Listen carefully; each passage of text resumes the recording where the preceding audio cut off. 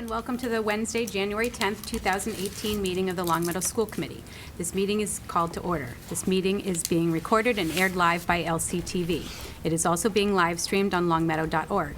It is a legal requirement for anyone else to disclose if they are recording this meeting. Please join us for the Pledge of Allegiance. I pledge allegiance to the flag of the United States of America and to the republic for which it stands, one nation, under God, indivisible, with liberty and justice for all.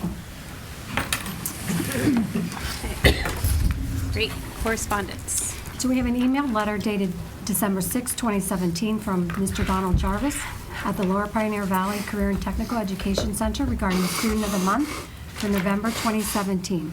Long Meadow student honored is Joseph McDonald, Building and Property Management. Great. Thank you. And we'll move on to the approval of the minutes.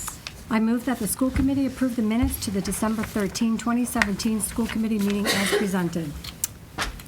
Do we have a second? Second. Any discussion? All those in favor? Opposed? Okay. Motion passes. Visitor comments. Okay. Seeing none, school committee announcement and recognition. Okay, we'll move on to business with guests. We will start with the building update. That's you guys. Thank you so much for coming and. Thank you. Yeah, go ahead. Sure. Chairman Grodsky had asked if we would invite our esteemed guests here today. It's not a well-kept secret that we had some weather-related facility issues over the last couple of weeks, and so I think it's an opportunity for us to debrief and kind of deconstruct what happened, and what preventative practices have been in place and what preventative practices might be in place going forward.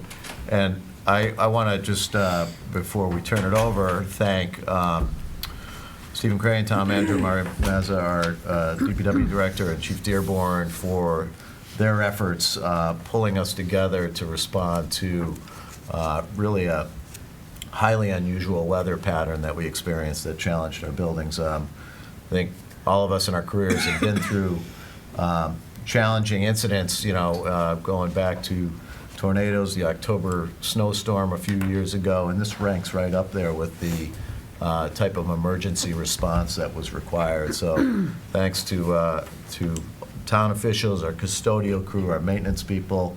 It was all hands on deck, and so we appreciate everyone's efforts, and certainly our administrative team, Tom Mazza, Sue Bertrand, Jean Fontaine, Beth Nelson over at Wolf Swamp. There was a lot of folks that were involved in responding to the facility issues that we're here to talk about. So. Great. Thank you, and thank you all for all the work that you did in the last couple of weeks. You look better than I'm sure you feel.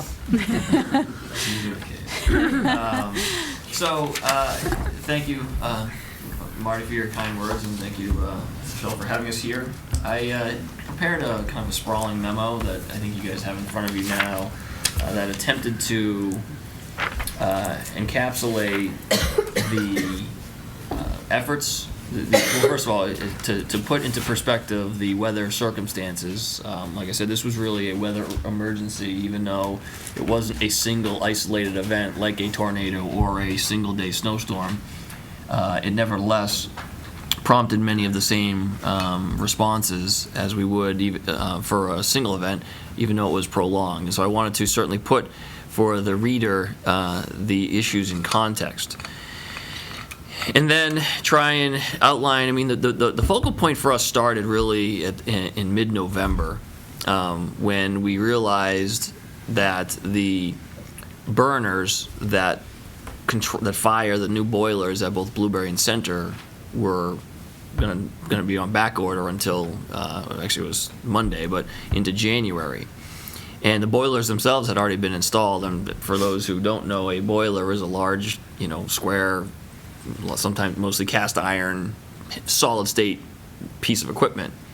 The parts that run it and keep the flames going and produce the heat are the burners, and they're built for each specific unit. And so we had a different vendor doing the burners than was manufacturing the boilers themselves. And so there was multiple layers to this, and we attempted to kind of lay that out in the boiler timeline. So the discussion about heat issues over the winter break, before we even really knew that we were going to get this historic cold weather, started between ourselves and the school administration to say, we know we have one running boiler in both Blueberry and Center, and so should we let it ride and take our chances and see if the one boiler can keep the building at temperature? Should we see if we can get temporary burners to install, or should we just bring in temporary heat? And around the same time, our facilities director retired, conveniently, and our working foreman, Todd Carney, who I think you all know, had been out on extended medical leave. So Mario and Jeff and his team and their team stepped up to do a significant amount of research to figure out what our best option was. We kind of laid all that out, and we decided that the temporary heaters were the way to go. I won't get into unless you want, get into the details of why the temporary heaters took a little while to get working the way we had hoped they would work on the first day, but nevertheless, they did finally come online and did save at least one school day at Center and several school days at Blueberry Hill. Sure. We did lose the one school day due to temperature at Center, and that's when we changed the approach of how the heating was installed. So in the question of why wasn't the boiler project already done, we laid out the timeline of how that project evolved, and I would just note that I was asked and I green-lighted to pay for the engineering work for that project, even though the boilers were on the town meeting warrant but had not yet been approved, because we wanted to stay ahead of the winter and make sure the job got done as quickly as possible. In terms of the burners being back ordered and the time with which we found that out, as I said, there was Kleberg, who was the installer, there was RDK, who was the designer, and then there was Powerflame, who was the manufacturer of those burners. And like I said, each one is custom built for each job. They're not off-the-shelf units.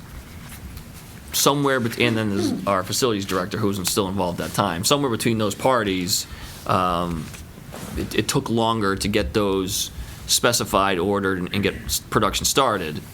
Powerflame also told us around this time, around mid-November, that they were going to be closed for the week between Christmas and New Year's. So that added an extra week to the process. And again, rather than just say, okay, whatever, we decided to say, well, let's come up with something to make sure that even though it's winter break, the buildings can maintain heat. And again, it was in the 20s and 30s and relatively seasonally normal temperatures when all this was happening. So then, once the cold weather really started, we were really, the first warning I guess we had was the heating coil failure at Wolf Swamp, which is detailed in the last section. But that's when we knew that things were, it was for real, and this was a highly unusual event. And the steps that we took during that time, some are laid out in the timeline for the boiler project, because everything kind of ended up getting kind of connected. And then there's additional, and when I say other measures, these are the things that Marty had proposed some specific questions. It happened just before New Year's with the break at Wolf Swamp School. And like I said, that's when we knew we had a serious problem. And it was at that point we came in, I think New Year's Eve day, and met with the custodial staff and service master, who was on scene right away, to determine how that project was going to unfold.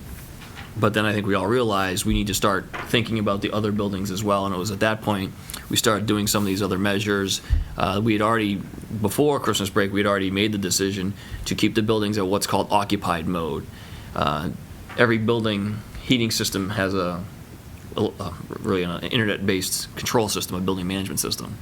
And there's two modes for each building, occupied, unoccupied. When it's vacation time or the weekends, the buildings go into unoccupied mode and the temperatures are lower because the buildings are empty.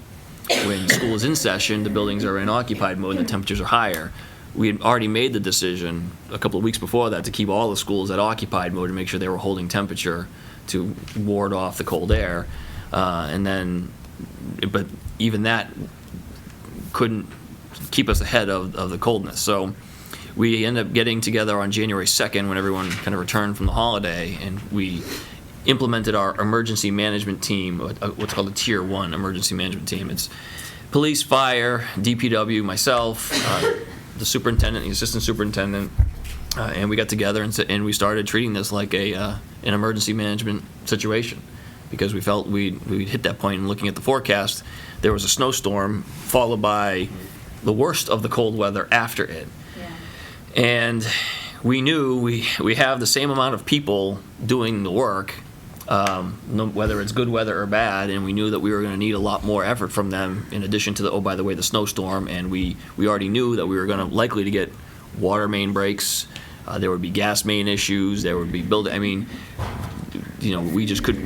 I think fairly accurately predicted some of the things that unfolded, structure fires in the meantime. Even if we didn't know where they were going to be, we knew things like that were going to happen. So I said on January 2nd, we went into emergency team mode and treated this as, like I said, the weather emergency that it truly was. In terms of, and like I said, a lot of those steps are laid out. One of the things I've said to people is we used every tool we had in the toolbox to deal with this cold, and there were things that just still we couldn't stay ahead of, and there were situations that we wanted to avoid, and we spent a lot of time and energy, and nights, evening, weekends, phone calls, emails, like the whole bit. A level of collaboration that I think is probably a high point between the town and the schools, at least during my time here, to address this issue. And like I said, it just was such that we couldn't 100% prevent some negative circumstances from happening. We, in addition to using all the tools we had in the toolbox at the time, we developed and implemented new techniques specifically for this event, including 24-hour building watches last weekend, and the temporary heaters was something we had no experience with, we had never done, and so we relied entirely on the heating rental company to come in, tell us what was the right unit for us, how do we connect them, and how they're going to run. I'll share with you that rental company had some new equipment that they were bringing out here. Some of the rental heaters were new to them, and we had like the wrong fuse being installed in the heating unit. I mean, which is why the one at center kept shutting. I mean, you can't make it up. Like, how do we know that that's going to happen? It's not. And the guy who's the expert who came out here from Eastern Mass had no idea either. So there was a lot of, I think, good time, energy, and effort put into planning and addressing the issues. And then there were things that simply happened that were beyond our control or beyond our expertise. But I assure you, I regret that time was lost into the school year because of these incidences. But I can assure you that it wasn't because we weren't trying and we weren't planning ahead. I sit here and I say, what could we have done differently looking back? And I think knowing what we knew at the time, I think we did absolutely everything we could. Because of all the things that we went through and the planning and the communications, like I said, we've developed some new techniques that I think will help us in the future. But I want to reiterate what Marty said, that I really think I am proud of the fact that we were able to pull together as a team and draw resources from all departments, really, but really approach this as a team effort. And, I think I haven't spent a lot of time surfing the internet to see who else, what other school districts, or what other, I know there was 2 buildings on Mass Live today, a bank and another building that have water main breaks, and I think we're going to see more of that because pipes freeze, the ice, the pipes freeze, the pipe cracks because the water expands into ice, and then the ice itself acts like a stopper, and then once the temperature warms up, the ice melts and out comes the water. And so now that the temperatures are going to warm up, I think my fear is we're probably going to see some more of this. Mm-hmm. So I want to manage expectations that we're completely past it. So I know I've talked for a little bit, but I just want to kind of give the global view for question and answers. I do have Mario and John here, and I've been so impressed with the work that their departments have done, and so I just want to acknowledge that for the committee's benefit and open up to questions. Great. Thank you so much. Jess? Is the drip thing that a lot of residents use for pipes, is that something that we can use at the schools? And we did. You did? Yes. Okay. Yeah, in fact, And town buildings, sorry. Yeah. And town buildings. Okay. Yeah, one of the things we did, in fact, I had town hall, Paul Pasterzik and I split town hall in the community house. I mean, we had people going around checking. We directed all department heads to leave the faucets running at a trickle for last weekend because that was the coldest of it. So that's things you do in your house. Okay. We can But yeah, do I mean, like I said, we tried every trick in the book.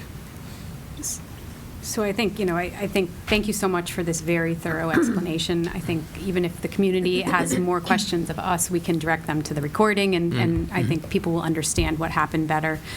We can even possibly make this available on our website if we need to.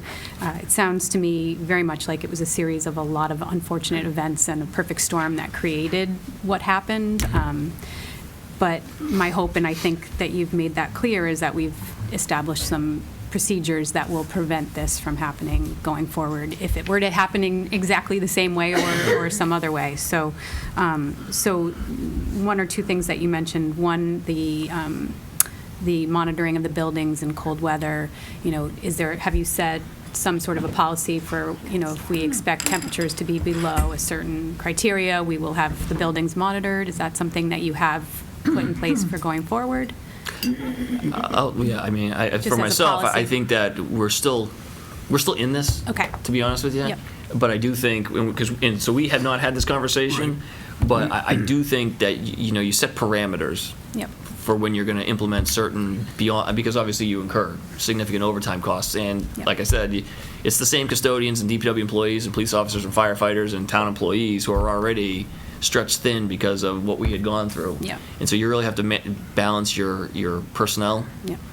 time.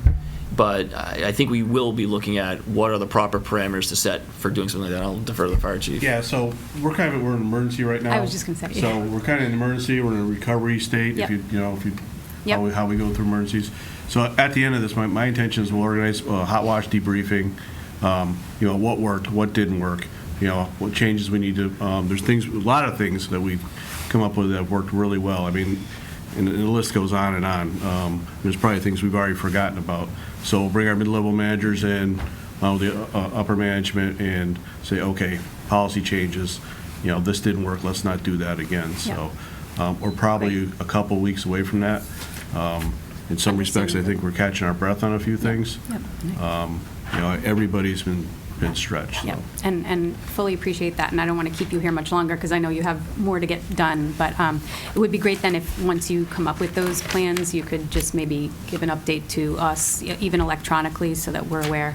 And then also if there's anything else from our side that you think we need to be doing, in terms of monitoring the buildings or anything, just, kind of. Well, I think, if I could just speak to that for one more second. I mean, obviously, that process includes the superintendent and assistant superintendent, and then the custodial staff, and those and the principals who are actively engaged in this effort, because everyone added a lot of effort and a lot of knowledge to the process, and so we want to continue to derive the benefits of that as we plan for the future. I mean, I hope we never have to go through something like this, but it was one of those things that, I don't say, it didn't sneak up on us in that we didn't know, we weren't preparing. Like I said, I think we spent a lot of time well before the cold temperatures were forecasted. We were talking about heat and buildings and monitoring and techniques to prevent freeze-ups and things like that. But, you wake up each morning in the forecast and you see that the temperature is going to continue to get lower and the duration of the event is getting longer and longer. Right. You don't know that 10 days in advance. Right. And so that's where I think it just... I do think at every step of the game we were ahead of it, but the severity of it was something we just didn't have the wherewithal to control. And I don't know, and I think no one did. As when I look at the news reports of other districts having issues and other private buildings too. Les? So thank you very much for everything you did. I think it's been a very difficult few weeks. I just want to kind of go down a couple of contract questions for you with the bid. So this was one bid? It was one bid, yes. Single bid.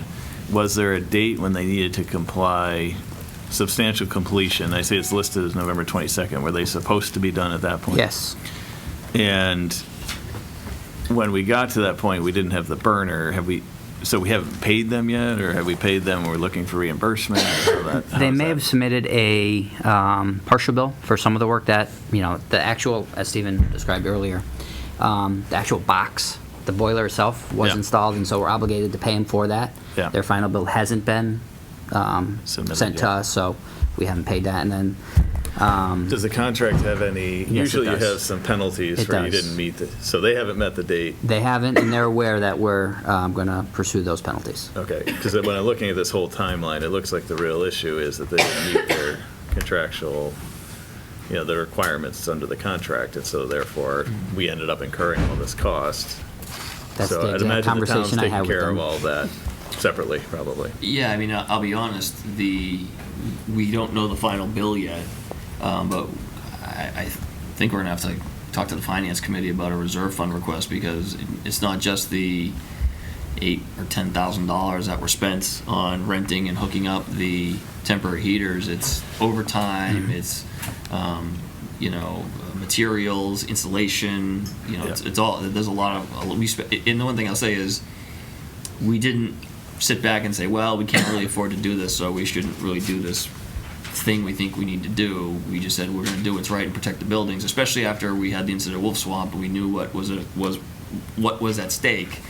We just said, well, we're just going to take care of the buildings. We're going to try and be as efficient as possible, but we're going to do what needs to be done and sort out the financial implications later. Yeah, we actually rented contingency equipment that we still have, portable heating units, we had those stockpiled, staged, in case and I think we used one of them.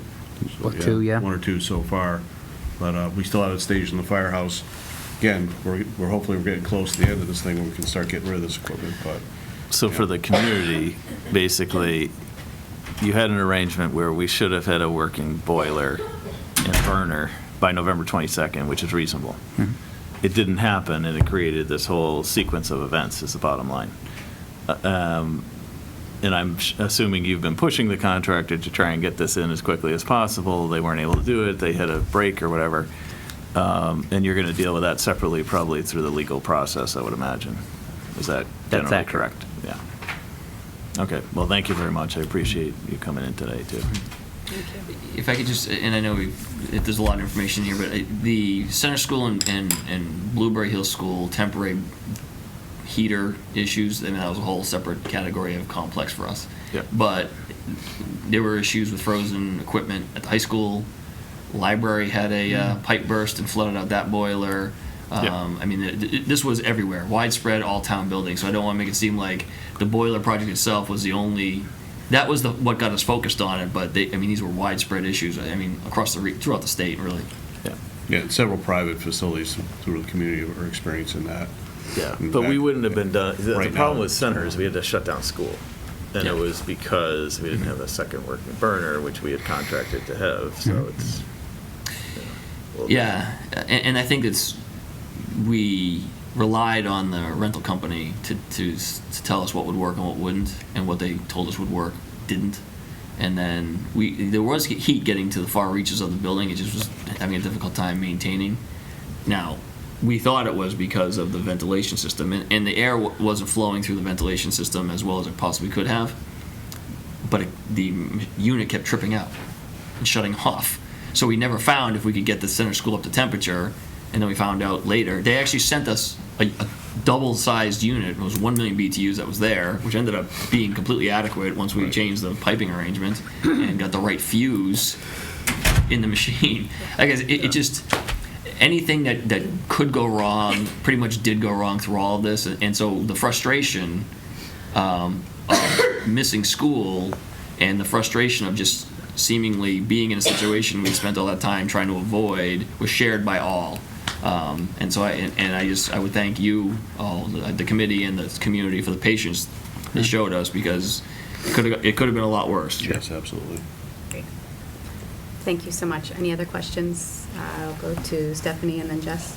So I was just looking at this. Is it typical that they would install a boiler on a date and then 3 weeks later notify you that the burners are back ordered?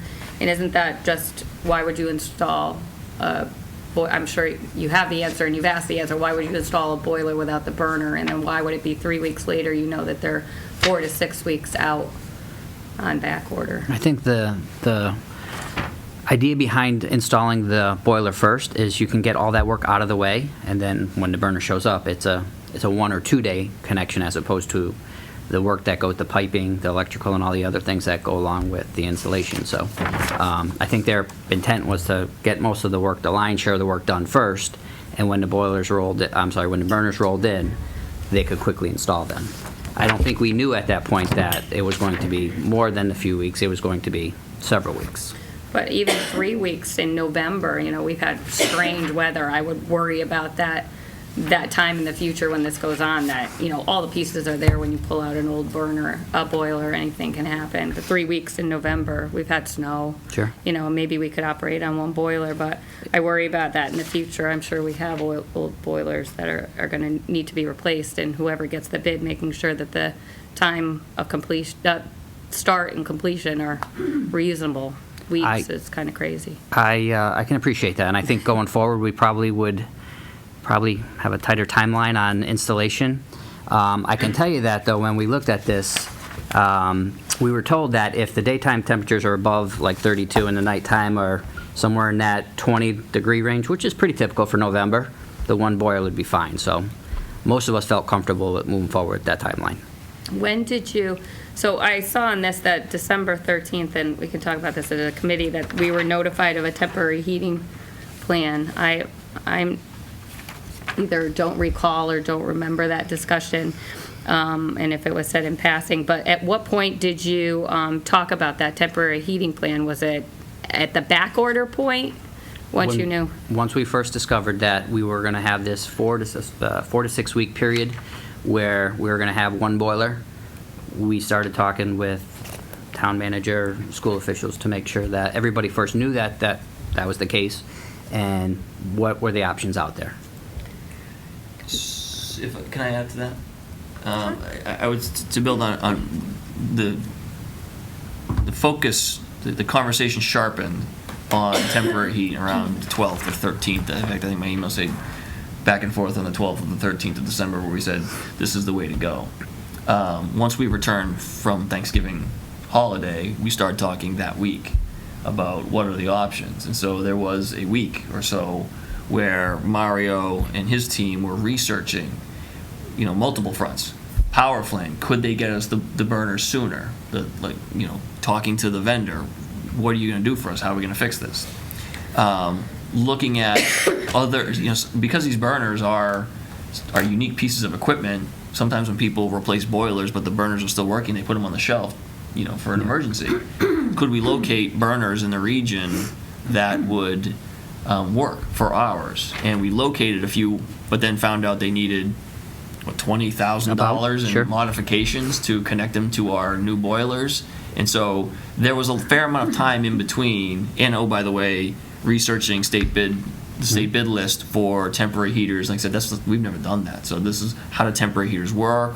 Who does that type? So But there you- was some time. There's some research time in between. About the back order, because this says Dan McCarthy reported 4 to 6 week back order around Thanksgiving. So Right. it sounds like you knew there was an issue before that. You just didn't know that it was back ordered that long. Is that the idea? Well, I think we knew that, they designed the boiler first, and then they build the burner after. I think that couple 3 week period is probably what we expected, and then sometime near that Thanksgiving timeline, they were going to be delivered and installed. Okay. That didn't happen. So I that's think when McCarthy follows up and they I say think it's going to be right. another 4 to 6 weeks. He's reaching out to the vendor saying, where are these things? When are they going to be here? And the vendor too, because there's this penalty that's hanging over their head that they want to get it in too. They don't want to lose any money on this job. So, and then the power flame people. Can I just clarify one more point too? And I'm sorry to extend this further, but because I think, Stephanie, the timeline is a point well taken. We get our money July 1st. So these are approved at town meeting in May. We get our money July 1st. And the purchasing department and DPW, I think, do an excellent job preparing specifications and bids for dozens of projects in the month of July to get in the central register deadlines. It's pretty, if you're familiar with Chapter 30B and public procurement, it's a pretty slow process. And as you can see, we were in August, we were having, we got the bids and specs back and we turned it around as soon as we could. And like I said, we started the engineering before we even knew we were going to have the money, because we thought, well, if we get the money from town meeting, we don't want to start engineering at that point. But when you get the money in July, you're faced with two options with boiler projects. You're either going to try and get them done in the fall before the winter, or you're going to wait till the springtime. And given the condition that the boilers that were replaced were in, and the assurances from the vendors that we could get this done by November 30th with one operating boiler we thought would be reasonable, as well as our experience with other recent boiler replacement projects, we thought, let's go for it. In fact, it was a 3-boiler bid package. The police department's also getting a new boiler. We pushed that one off to the spring to make sure that the 2 schools were the focal point of the work. Again, that didn't work out the way we thought it was going to work out, but we planned to make sure we got these things done, and so we went for it. I honestly, as I sit here today, I shudder to think what would have happened if we had the 2 old boilers and the 2 ones that are now going to be the old boilers in Center and Blueberry trying to keep up with the cold that we had. I think it would have been, because now you're talking about, now they have to go in and start putting in the boiler and ordering the burners and everything now. And I think it would have been significantly worse had we waited, even though we didn't get what we thought we were going to get from the vendor. And like I said, it's who knew what when, like the Watergate hearings. I want think answers now, Stephen. Yeah. When on Dan's last day, I told him I was glad he was retiring because now we're gonna have somebody to blame for everything. But I mean, Dan tried as best he could right up until on his last day to try and figure this out. Now there is, like I said, between Kleberg, RDK, Power Flame, and all the other things, there was something that happened that didn't happen right. And I'll be honest with you, once we realized that we weren't focusing on figuring that out because there are penalties in the contract, and we'll settle that at a later date. Yep. We've been completely focused on managing this weather emergency. So I don't have that answer for you today, but I want that answer every bit as much as anybody here. Thank you, Jess. I just want to be sure we're as aggressive about the non-emergency component to this, which is the wet, and making sure that that's not creating a whole nother set of problems with mold and mildew at the schools. So if you could just really quickly tell us how aggressive we're being in terms of getting rid of moisture in those areas where there's water. Well, I'll start, and then these guys can get more detailed. But Service Master was on site right away, Okay. and they are obviously the experts in cleanup. And we went there on, I don't know if it was New Year's Eve day or the day before, and both, yeah, we were there both days. But I asked that very question because we knew that this was going to be an issue going forward because student and faculty safety, both from a building safety standpoint, but also from a health safety standpoint, is obviously the number one concern. And that's why the fire chief and his team have been intimately involved in all of these things, because any repairs or temporary workarounds have to be code compliant. There was going to be no exceptions to, well, we're just going to, we had the heat pipe center in the doorway when the school was unoccupied, but we knew we had to move that when the students and teachers returned because that's a means of egress. So there was no compromising on safety. Going back to the air quality, we were there and I asked a million questions about how do they know things are dry, how do they measure that. They have a device, a meter that measures the moisture. They do the ventilation, they drill holes in the walls, and their job is to make sure it's dry. And we had every assurance from them that the spaces in between, the cavities that had water in them, were completely dry before they were repaired. That said, we are still going to follow up with air quality testing in Blueberry and Wolf Swamp, where we had the water, the pipes burst. And that's with ATC? And that's with ATC. Yeah. Okay, good. Thank you. Yeah, so we don't have that scheduled yet, but that is something that we definitely are going to do. Try and establish a baseline for now, because mold's not growing now. I mean, everything is brand new put back. So establish a baseline now, and then sometime in the springtime, maybe when the weather gets warmer, we will go back and then retest. Thank you. Okay. Thank you so much. And I think Jess Marty can also speak to some of the air quality preventive maintenance that's been already preventive measures, because I witnessed them and he spoke to me about them too. So thank you very much for your time, and good luck getting through the rest of this triage mode and then entering the next phase. Thank you to everyone. Have a great day, and thanks for all your work. Especially for your overtime and weekend and evening, both on the school side and the town side. We as a school committee are so so grateful to everybody, and especially also the people who aren't here to be thanked, who are on site, at night and on weekends. We're all so very grateful to you. There's a lot of folks who wear bright green T-shirts who deserve a lot of the credit for how we get through this, and they're not here. But Yeah, we know that. Yeah. Thank you. Thank you, guys. Have a good one.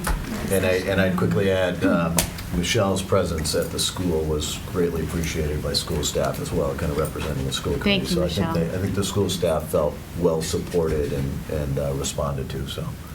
yeah. Thank you.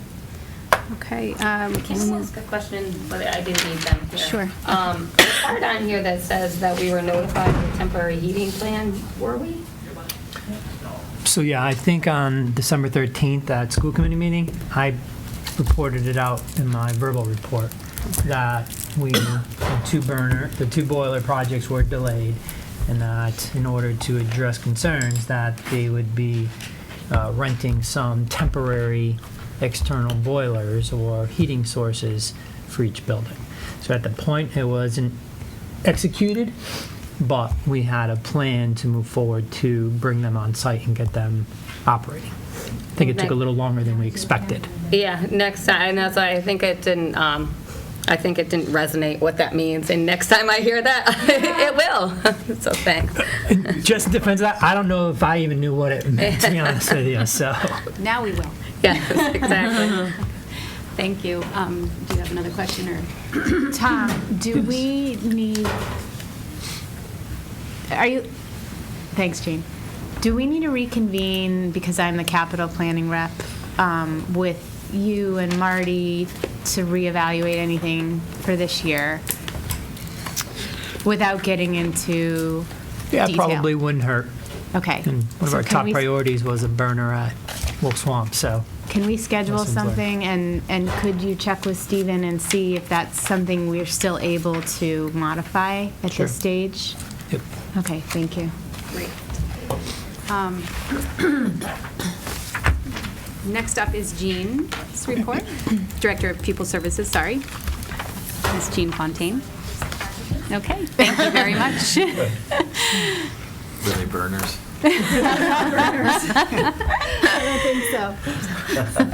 Okay, Ms. Fontaine is here to provide a report from the Pupil Services Department. I think copies of the presentation were included in your packet, Great. but let's see if I can Thank you. get this up here and we'll just go through.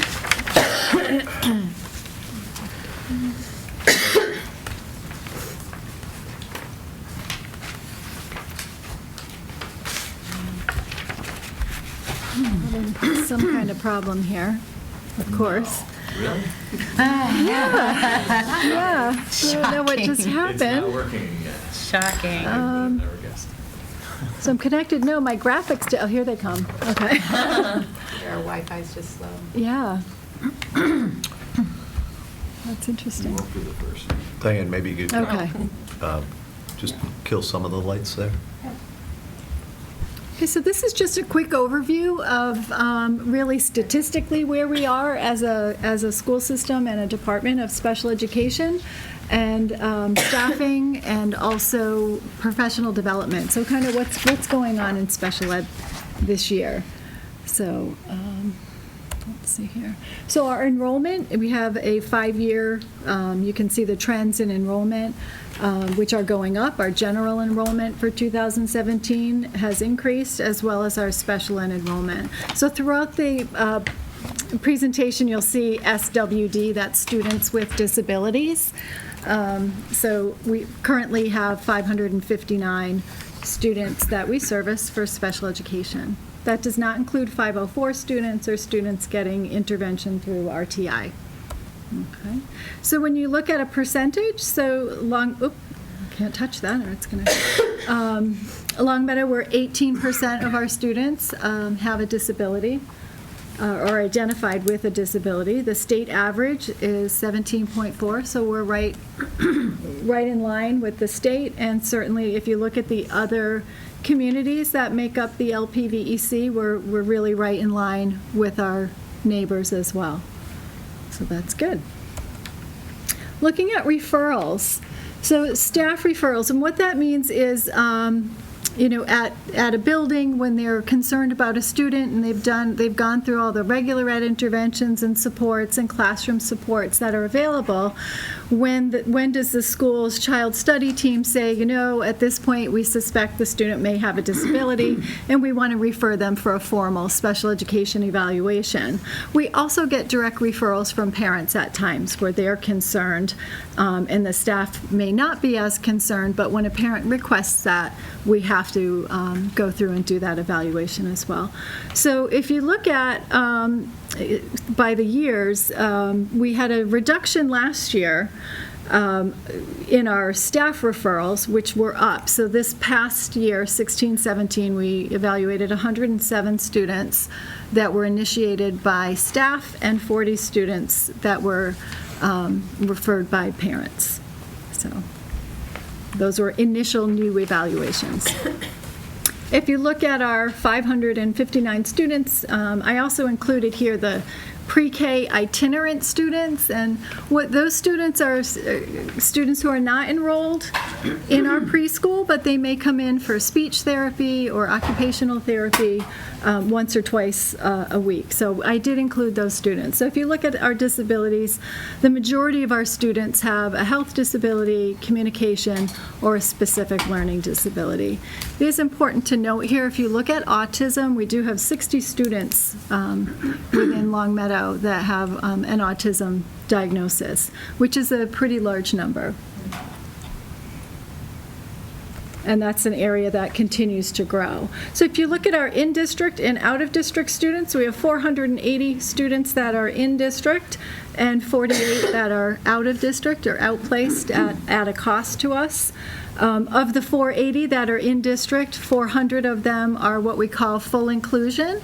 That term can be misleading because full inclusion does allow kids to be pulled out of the general ed classroom for instruction as long as it's under 20% of their day.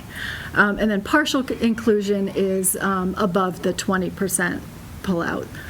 So we have a lot of good things going on in our in-district buildings and programs. If you look at the out-of-district numbers, the first two categories, if you look at the collaborative, we have students that are in substantially separate programs, but within a public school still. Some of those are our C-Tech programs, the special ed component that goes along with that. And then we have our private separate day schools. Now those are like your Valley West Day School, the Learning Clinic in Connecticut, the May Center. Those private day schools, we currently have 15 students that are enrolled in that type of a setting, and that's down from 20 last year. So those are 5 placements that are no longer there. And residential, currently we only have 7 students that are residentially placed. And last year we had 12. And then homebound, these are students that, due to illness, are not able to access school, and we have 4 students that continue to have significant medical needs that are not able to come to school. Any questions on any of that? I don't know if you want to wait till the end. Feel free to pop in and ask questions as I go through. So when you look in the decline, so there's certainly, if you think of the last slide, we've had a decline in placements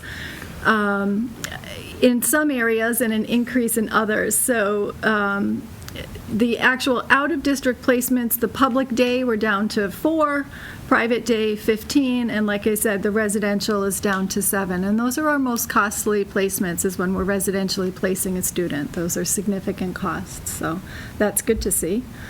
So as trends, teams, meaning special education teams at the buildings, and parents together are keeping students in the least restrictive environment.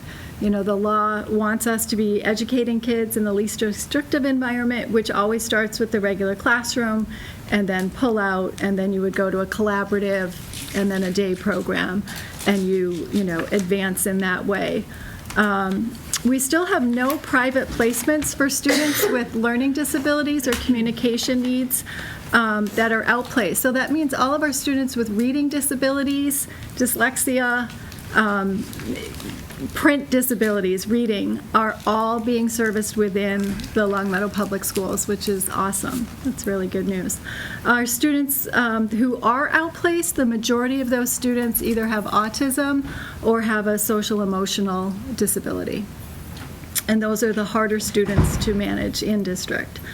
The achievement gap, so there is an achievement gap between students with disabilities and their typical peers. It's historic. It has been something that is here in Longmeadow that we're aware of. We continue to focus on trying to narrow that gap. It's also a state issue, so I feel like we're in line, if not better, than our surrounding communities, but it's still something that we need to be addressing moving forward. Okay. So I was just going to talk a little bit about our programs. I think I did this last year, but we've had a little bit of a change. So we continue to offer preschool. Our preschool is full right now, so we have 2 classes in the morning, 2 in the afternoon, and all of our special education slots at this point are full, and I believe our peer models are full as well. So it's a busy place over at Wolf Swamp in the preschool. We also, our LINK program, that is our elementary program that services students with autism, and that's a program that we increased at the beginning of this school year. We were fortunate, or you were kind enough to allow us to add a second teacher for the significant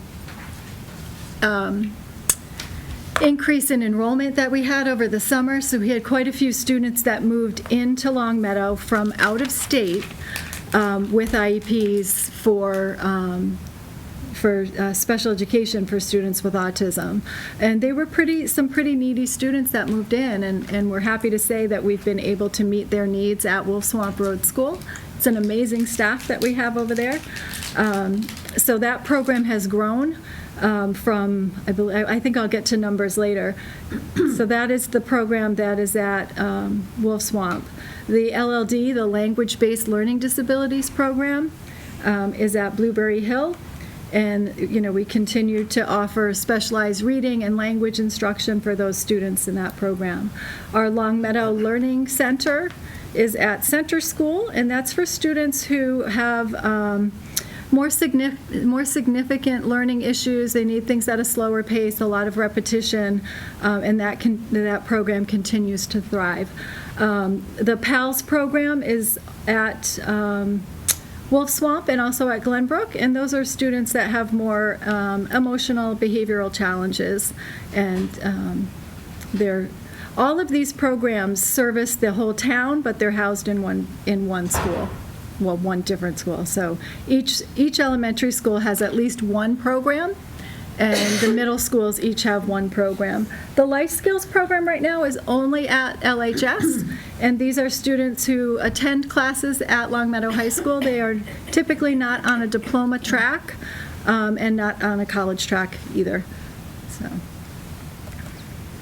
if you look at staffing, so staffing by building. So this I'm just going to kind of put out there. If you look at Wolf Swamp Road School, although it's one of our smaller schools, our percentage of students with disabilities is fairly high, and that's because that school has 3 specialized programs. It has 2 sections of the LINK program, and it also has the PALS program. So we have a lot of students with disabilities in that particular school. But if you look, everything's pretty much right in line. I don't know if anyone has questions on that. So again, our preschool, we transition students in at age 2 and 9 months, and right now we're servicing, well, this has actually changed. When I started this, we're at 54 students. Oh, that's true. I'm sorry. That's the preschool and the itinerant, 54 students. So 54 under 5 getting services for special education.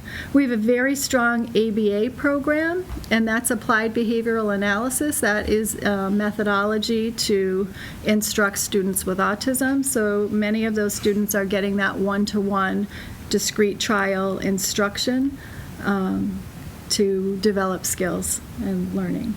Our preschool, Catherine Beavis is the preschool coordinator. She does an excellent job, and she has wonderful relationships with our private preschools in town. So she actually does some consulting, goes out and observes students in those programs.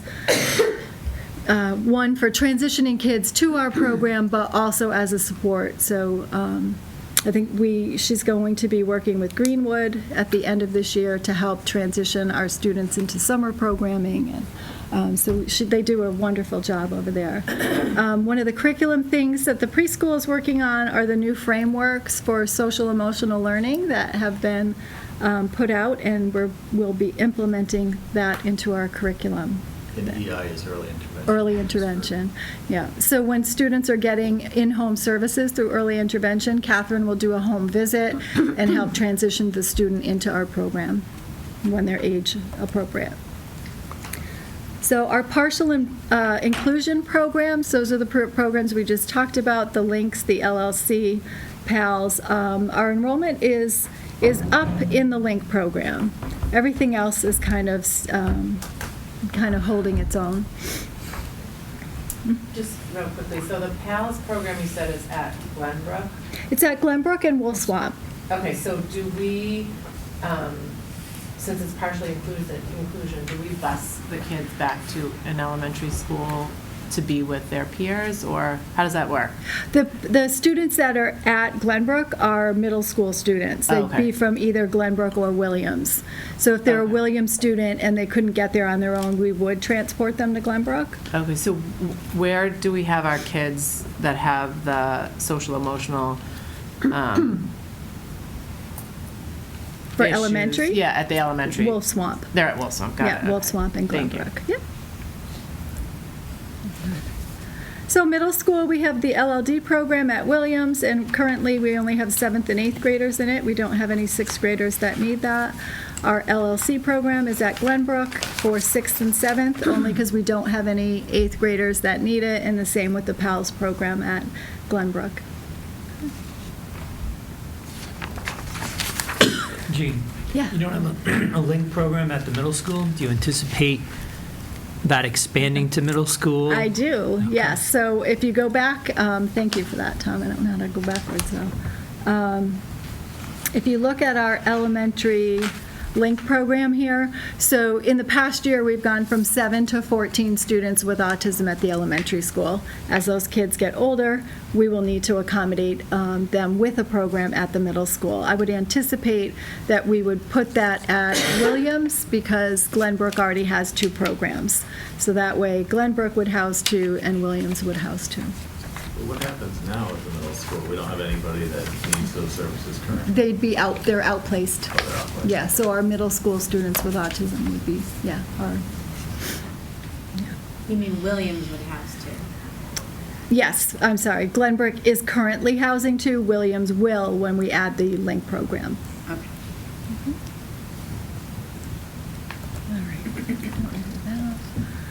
So the life skills program, that's at the high school. It's a very small program. I believe we have 3 students in there now. These are students who, we're trying to promote independence and life skills, and they do access general education classes. So they take electives. They're also auditing some classes, so they may go to a general ed English class. They may not be doing all of the work. They might be participating in it and getting some benefit on an audit, so not for credit. We do have one student who is actually, he leaves midday and has a job, and we're supporting him with a job coach. And then the ICE partnership, I think I talked to you about this last year. This is the inclusive concurrent enrollment for students of transition age. So students who are 18, they have not been able to earn a diploma. And Westfield State has this partnership. We are a member. We have not been able to send a student yet. We haven't had one interested. We're hoping next year that we'll have a student who will attend Westfield State in the ICE program. They audit a college class with a coach with them. They usually have an on-campus job. They have a campus buddy that they have lunch with on the days that they attend school. They use the library, they use the gym, and most of the community, the other school systems in the community are accessing this program, and there's been wonderful outcomes for these students. Although they're not going to college and they would not be able to pass a college class, they're getting the experience of going to college, and the skills that they're learning from their peers and their college buddies have been really positive. So those are nice outcomes. So we're hoping we'll be able to have a student who will attend the ICE program at Westfield State. Jean, is there a good way to get that word out to folks about the program? Well, we do that on an individual basis, so it would be a student that we would have at the high school That you would or we're aware identify? of, that we would talk to the okay. family to make sure it's the right fit Okay. for that student. So we had to apply to become a member, Okay. which we didn't get accepted until last spring, so it was kind of too late to get somebody in for this year, but That's great, we're though. hoping for next year that Yeah. we'll be able to do that. Thank you. It's really nice.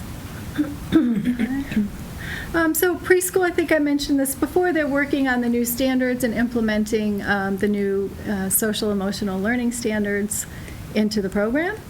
The elementary special education, we continue to train at least one teacher per building in specialized reading programs.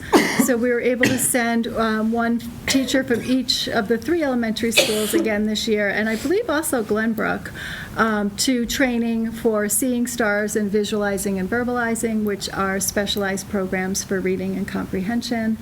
We're looking for March to do some professional development with our special education teachers on behavioral interventions to really help support the RTI process at the elementary level and helping general ed classroom teachers manage behavior so they're not feeling alone, to try to support them and have more of a team approach to general behavioral concerns. Middle school, we had that transition grant last year, and we did a lot of work on transition with staff on coming up with a vision. All students at age 14, a special education team is supposed to start talking about their vision beyond high school. So the teachers have all been trained in that. We're this year working on developing grade level surveys starting in 6th grade to be making sure that annually we're talking with our students about their hopes, their dreams, and where they want to be post-graduation. And updating that every year. So as they're getting closer, if they're not college-bound, that we make sure we've had some internship experience or job experience so that these students are going on to be participating members of society, which is great. Transition evaluations is part of the professional development as well. And those are evals to really look at what students want to do post-graduation if they are not looking to do college. So again, the focus for the high school as far as professional development last year and this year in special education has been transition, and making sure that when we are done with students, whether they're 18, 19, 21, 22, that we're passing them off to that next stage of life as well prepared, and that it's as seamless as possible. So as far as a seamless transition, we've had a few of our young men who aged out, which means at 22 they're no longer eligible for special education, and that doesn't always happen at a natural transition time, so a student may turn 22 in November. So we've been very thoughtful about what agency is picking the student up when they turn 22 if they're eligible, and trying to get them into their next placement prior. So we've had students at the beginning of the school year that started at, say, Sunshine Village in a supported work environment, and we started it early because it made sense. And the goal of transition is that the student on the last day that they're 21 looks the same as the day they turn 22. It should be seamless, and I would have to say we're getting much better at that, and that's been really good for students and families. What does that mean, pre-ETS? Okay, the pre-ETS program, so it's pre-employment and training. So that is through Mass Rehab. So we meet, the high school special ed supervisor, Jennifer Lynch, and I meet every about 6 weeks with Department of Developmental Services, Mass Rehab, and Department of Mental Health when we can get them to come. But the other two agencies, MRC and DDS, come faithfully every 6 weeks. We talk about all of our students 16 and older.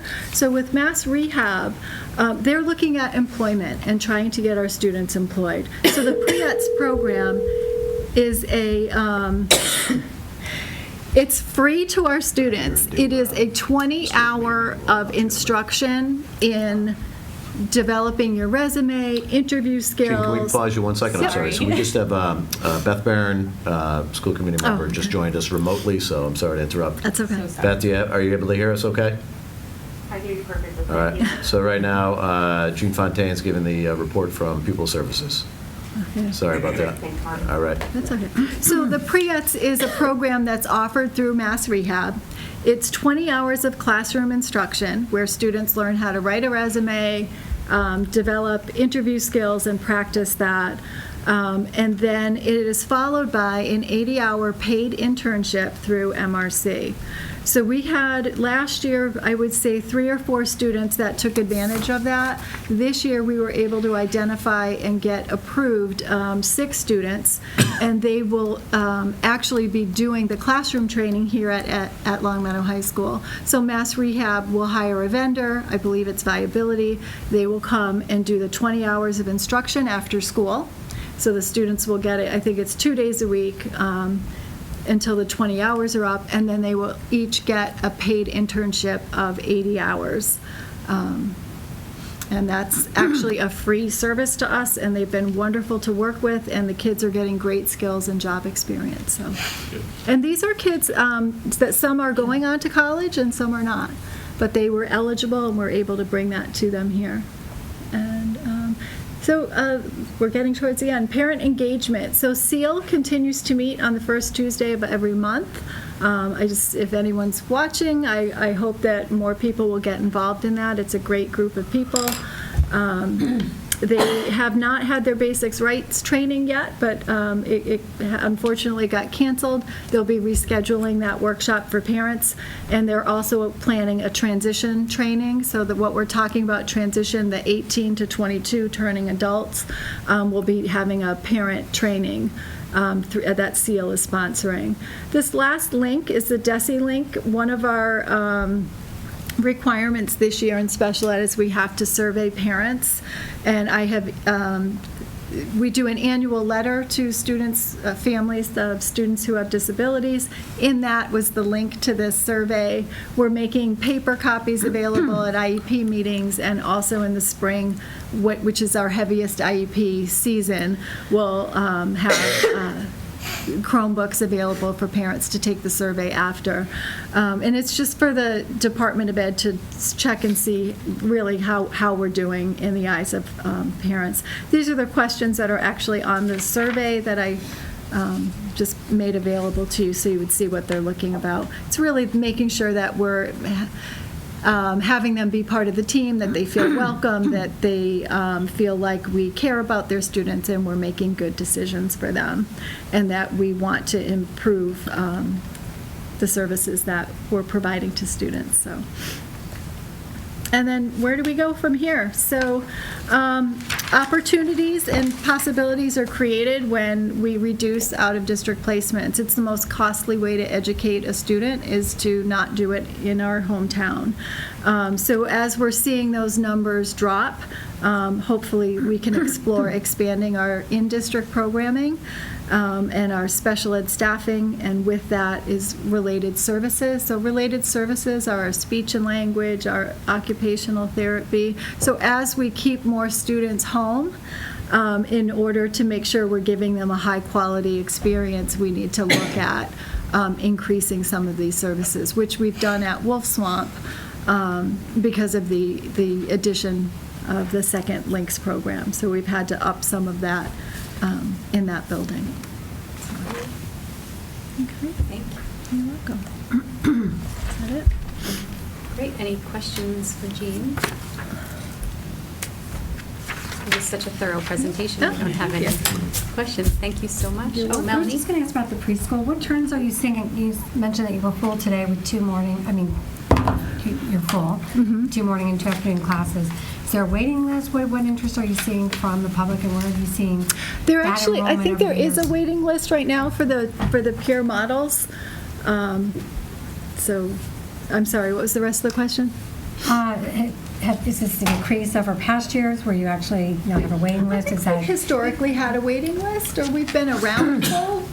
What's a little unusual is that all of our, we have to keep it 50/50. So to have all of our special education slots full is a little uncomfortable at this point in the year. That's only January, so we'll figure that out if we get to that point. something to be thinking about Yeah, for the future with that yeah. trend? And the recommendations, with more coming from teachers than parents, how has that shifted over the years too, or has it or has it not? And who? The referrals, you Yeah, mean? referrals, yeah. So I think we're steady, kind of at the same. We have some ups and downs with staffing. So last year, I felt like, oh, wow, RTI must be really working. But I think you kind of go in trends with students where you'll have years of, we just happen to have a lot of referrals one year, and then the next year you see a lull. So I think that's pretty consistent with what we've seen over the years. The parent referrals have been fairly consistent as well. Yeah, I don't see a huge. I don't think it's anything out of the norm. So, thank you. Stephanie? Just commenting on that, I actually thought that it was a good sign from year 14-15, the parent referrals were high. You still had a total of 150, but the parent referrals were high. They were at 60 and staff was 90, still giving you 150. Right. But what you're seeing in 16-17 are the staff referrals are higher than the parents, which to me Right. indicates the staff are really picking up those kids earlier than a Right. parent would, which is good in terms of outcome. Yeah. Well, I think the other thing that impacts the parent referrals now is the RTI. So now that we have something else to offer through regular ed, we have a lot more supports to offer a general ed student, and I think that obviously helps the student, but puts the parent at ease as well. Yeah, you're still at the same number. Like you're at 147 versus 150, but the staff is. Right. So I thought that was a nice trend. Yeah, that is. Thank you. Thank you very much. Thanks. Thank you. Okay, next, if you're ready for it, CEO report. Sure. Dr. Shea. We have a packed agenda. I'll be brief, and at the risk of losing my voice here. One of the pressing questions, or the questions we heard frequently, is how we will make up the days that were lost to the facility issues. So 6 buildings, 3 different end dates right now, which creates some complications, obviously, for us. The only thing I can say is for anyone that is eager to find out how we will make up the lost time at Wolf Swamp and Center, is that we're exploring our options. No decisions have been made yet, and that we're definitely open to feedback from the community on that, and even, obviously, the school committee. We did have a conference call with the Department of Education. Jeff Wolfson, the commissioner, actually entertained our call the other day, and so that was great. We kind of made, a pitch to him that we'd like to have the opportunity to explore some creative ways to make up the lost time. In the past, the Department of Education has basically said there's a 180-day requirement that trumps everything, and so you simply have to tack on the days to the calendar somehow, some way, even if it's a sort of emergency situation that a district has dealt with. So, exploring our options, it might be beneficial, frankly, for us to wait a little while to see how the winter is shaking out before we make any final decisions. I know folks are eager. We're eager to pin this down ourselves, but I'd say just stay tuned, and obviously we'll update the committee on that as quickly as we can. Say 3 days at Center and 1 at... 2 additional days at Center will need to be made up, and 1 additional day at Wolf Swamp will need to be made up, on top of the day that all schools lost on Thursday. So The other schools are only one day? the other schools are only 1 day, the snowstorm day from Thursday. When you talked to the Department of Ed, what, did you get a sense of what their, That's a great question. So there's a new commissioner, there's a new acting commissioner, and so I would say that their answer was not as rigid as it's been in the past. I got the feeling that they were open to some suggestions. So I happen to belong to the Superintendent's Advisory Council, and perhaps because of our phone call a couple days ago, they've added it to the agenda of that advisory council. And so next Wednesday, I'll have an opportunity, again, with some other superintendents to talk about this issue, because as Stephen said earlier, we're not alone. There's a lot of school districts that dealt with emergency closings. So there's a lot of different options out there, and we just want to be thoughtful about how we make up the time. We want to make sure that whatever plan we come up with kind of makes educational sense and fits for families. So there's a lot of factors at work. And then on a related note, we are in the process of pulling together the calendar for the 2019-2020 school year. And the committee had asked us to make sure that we're kind of getting some parent feedback on that. So I'll be sure to do that. I'm going to send out some type of survey or inquiry to our parents to kind of get some feedback from the community on kind of what works for families with our school calendars. So that work is ongoing. Put a plug in for... Marty, quick question. Oh, sorry. I'm sorry to interrupt you. Do you know, we've never had a school committee member sit on the calendar committee, and Right. I was wondering, is that something that other communities do? I think we did. We did at one point. We did? Yeah. While I was on the committee. But not recently. Yeah. Because it seems like an important link to me that's missing. So the committee ultimately approves the calendar, so you have final say on that, and you can send us back to the drawing board as many times as you like. The calendar committee is, the composition of it is determined by contract, so that might not preclude what you're talking about. There might still be a way for the committee to be involved at that kind of earlier stage development. Maybe we could just stick that as a quick agenda item, because I think it's really important, and it's very, as you know, once you have a committee thresh something out, and then it comes to us, it's much more difficult to participate, because then, you weren't there for the actual conversation. So I think to have somebody from the school committee sitting on that committee is an important, hopefully brief agenda item for us to vote on and make a decision about. At some point this year? Yep. Yep. Thank you. Put a plug in for Screenagers. January 23rd is the airing of Screenagers. This is the documentary covering the impact of technology and social media on children's lives. And so we'll air it on the 23rd. We're going to have a panel after the video of some principals and some local experts that can kind of extend the discussion, so we're looking forward to that. And then our middle school students will watch the same documentary that the parents had a chance to watch on January 24th. So again, it's sort of, we're trying to create these community-wide conversations. I think it's important when the parents have opportunities to hear the speakers that we want to engage staff and students as well if we can. So Screenagers, January 23rd. Parents will receive an email from their principals, I believe it's this Friday, and they will receive a link to our school report cards. So Department of Education requires that, or puts together, I should say, a report card on individual schools, and those report cards will be emailed in one way, shape, or form to parents on Friday, and we'll also post them to our district website. So those are the school report cards. So kids get report cards, we get report cards. And I think that's it now. Okay, great. Questions from Marty? Russ? On the makeup days, I have heard from some of the families in those buildings that they're worried about having a school day during the vacation breaks. because some people already booked vacations, stuff like that.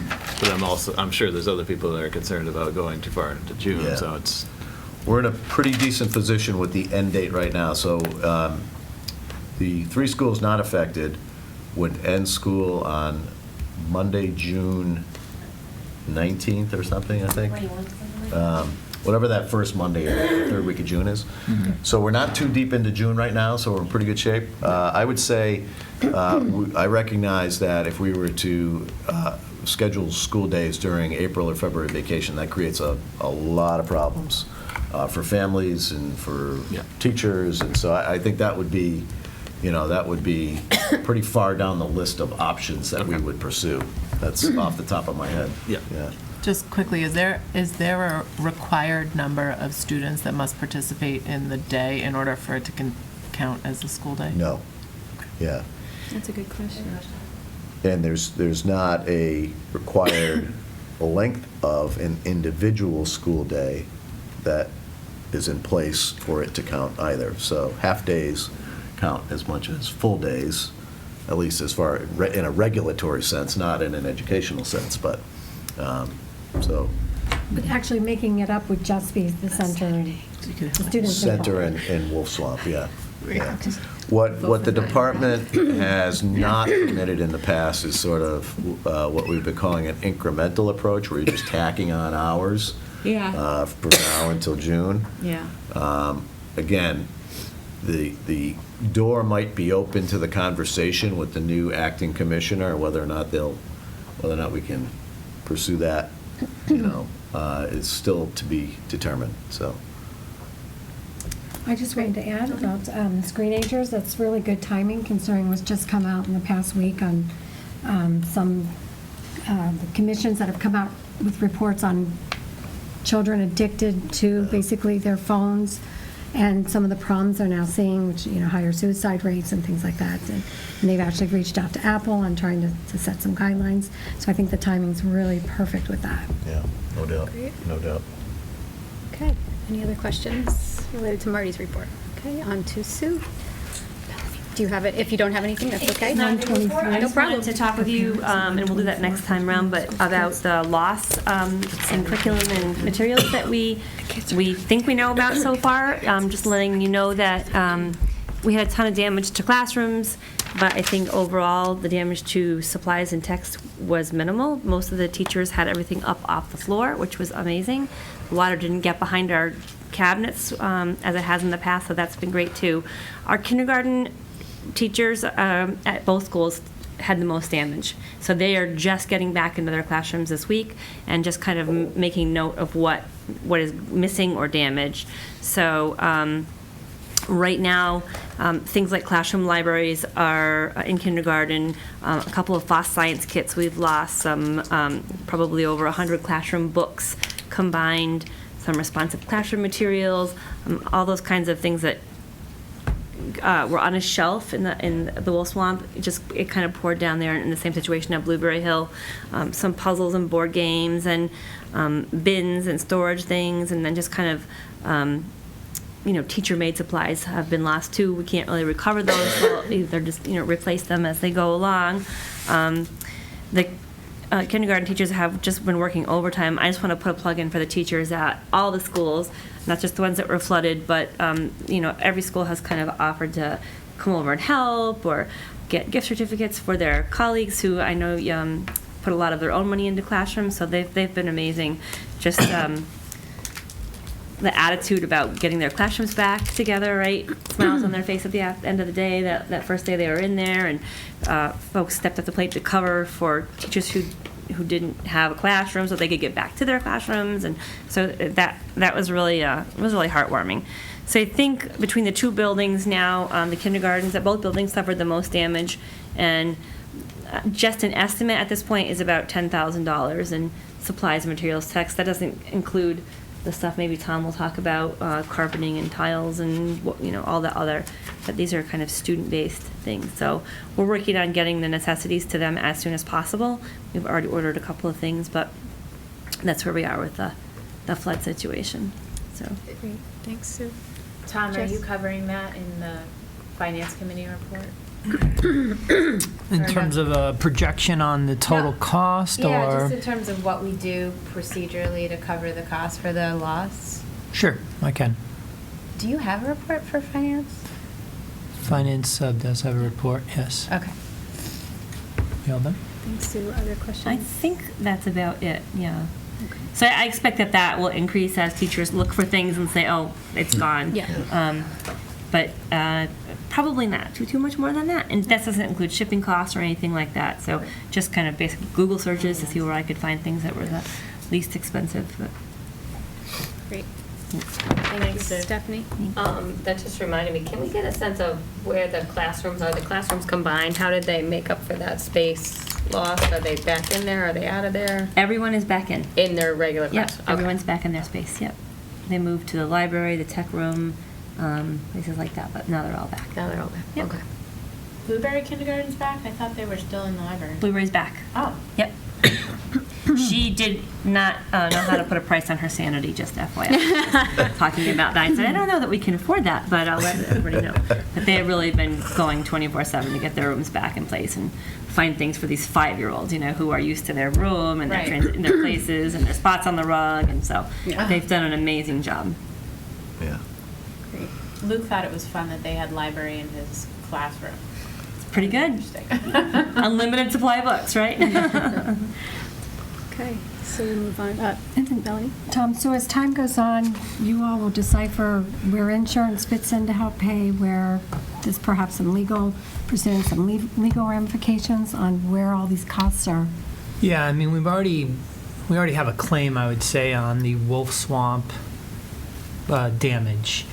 It's clearly going to exceed the $5,000 deductible for a claim. It's unclear exactly right now on the Blueberry situation as to whether or not we can fold that into one claim for the event at both buildings, since they were exactly the same situation. Yeah. And have the cost of both the restoration company and all the material that we need to replace, and the cost of overtime that so many employees put in recovered. So we're just into that conversation. The adjuster was on site at both buildings the day of the events, so they are fully aware of it. We've been in regular conversation with them about the losses. I think we are fortunate in terms of the instructional material that were lost. It could have been much worse. Actually, the whole damage could have been much worse. We were fortunate that it didn't go for a longer period of time undetected. So there are probably some additional things, not necessarily from an instructional perspective, but area rugs that are used throughout, especially the kindergarten classrooms, that we'll be replacing. I think Sue's assessment of about $10,000 on the materials themselves is accurate. I mean, it's hard to put a dollar amount, I would say, on the total loss, but I would guess it's going to be over $100,000 at Wolf Swamp, just in terms of the amount of time that went into the damage that was in terms of opening the walls, doing the dehumidification, the drying. Replacement of the flooring is probably going to be a little longer than we had hoped. My guess would be that will probably have to be addressed over vacation periods, February and April. We are looking at maybe not replacing all of the carpet and maybe going with more tile in some of those classrooms from both a health perspective and a maintenance perspective. Yay! I was going to ask Yeah, you it's an that opportunity question. for us to do that. So great. So and so maybe, much more durable. Yeah, and maybe do only a quarter of the room with carpeting where Yeah. they have, Morning meetings. meeting time or whatever, but And cork is also a nice option too. They have those panels that just pop together. so we're looking at various options. It is So- softer than tile. Sorry. I just got inspired. So we're definitely still in the process. I would say we're not even concluded with our work at Wolf Swamp. There's still, although we're back in all the classrooms, I think there's still some work as we bring the spaces back to pre-event condition. So, and I think that's going to be months before we get there. Having said that, I know it's been mentioned this morning. I can't reiterate enough of the work the maintenance and custodian staff did I mean, they responded immediately. We had, a great response on a day when they weren't supposed to be working, our custodial staff. So we were fortunate, the fire department sent over a couple trucks and guys, so they were there working the shop vacs. We were lucky to contain it to where we were able to. So I just want to acknowledge their sacrifice in coming in. And over this past weekend, our custodians and maintenance, again, to cover our buildings 24/7 was a pretty big feat. And we were fortunate to get just about every building covered, with just about every minute is, pretty, after the snowstorm and the hours of doing snow removal, to then be willing to give up your weekend, overnights and so on, was really appreciate their willingness to do that. And I do think it potentially averted some issues, especially at Wolf Swamp, the water main coming into the building. We had issues with water flow, and it was starting to freeze up, so we were able to address that. What hasn't been reported, we've had a couple sprinkler heads freeze, and we were able to get them addressed before they break, which has been an issue in the past. We've had it happen, so I think we've been, knock on wood, fortunate that it hasn't been more severe with the damage that we've sustained so far. So, a couple other issues. We have a safety and security meeting on Friday with police, fire, DPW. Will be one of the major topics. We'll be talking about the next phase for CopSync. So we are ready to roll out this software for the notification. We need to determine our communication to staff and letting them know about this and what it is and how it operates. So that'll be something we'll talk through with them and Nick, and getting a communication to all staff in regards to it before we roll it out, before we go in terms of installing it onto their computers. And then the last item is an update on the Metco bus. So having worked with the collaborative, the plan right now is to try to implement a solution using the buses we have for Metco to address the length of the elementary middle school route by utilizing the high school bus, both in the AM and PM, to break up the elementary route. The challenge in the afternoon would be what we're thinking is that we would take the middle school students and have them on their own separate route, and their pickup time, instead of being right at 2:50, might be delayed 15 or 20 minutes. So they might not get picked up till 3:05, 3:10, but their route would only consist of 3 stops. So their route would be done by about 3:45, 3:50. Which would then help decrease the amount of the remaining students on the bus. They wouldn't have to go to Glenbrook. They also would reduce some of the stops that they currently have, and that too would bring that route down to about an hour. So having just been able to figure all that out, our thought was that we would get a communication out to families and let them know that we were going to be moving with changes probably for after February vacation, to give them enough time to, if they have any daycare issues or childcare issues, either before or after school, to get those changes in place before the time changes occur with the busing. So, but I think that's it. Right now, we have a couple other updates coming up in Finance Sub. Great. Stephanie? Will we get to see what that schedule looks like? I hear the change in the middle school, but how does it affect the elementary? Will we get to see that before it goes out to parents? I can, once we have it finalized, to show you what the route would look like and what the times would be. That's the times. Do you know what the elementary, how that would affect the elementary times? In terms of the total length of the route?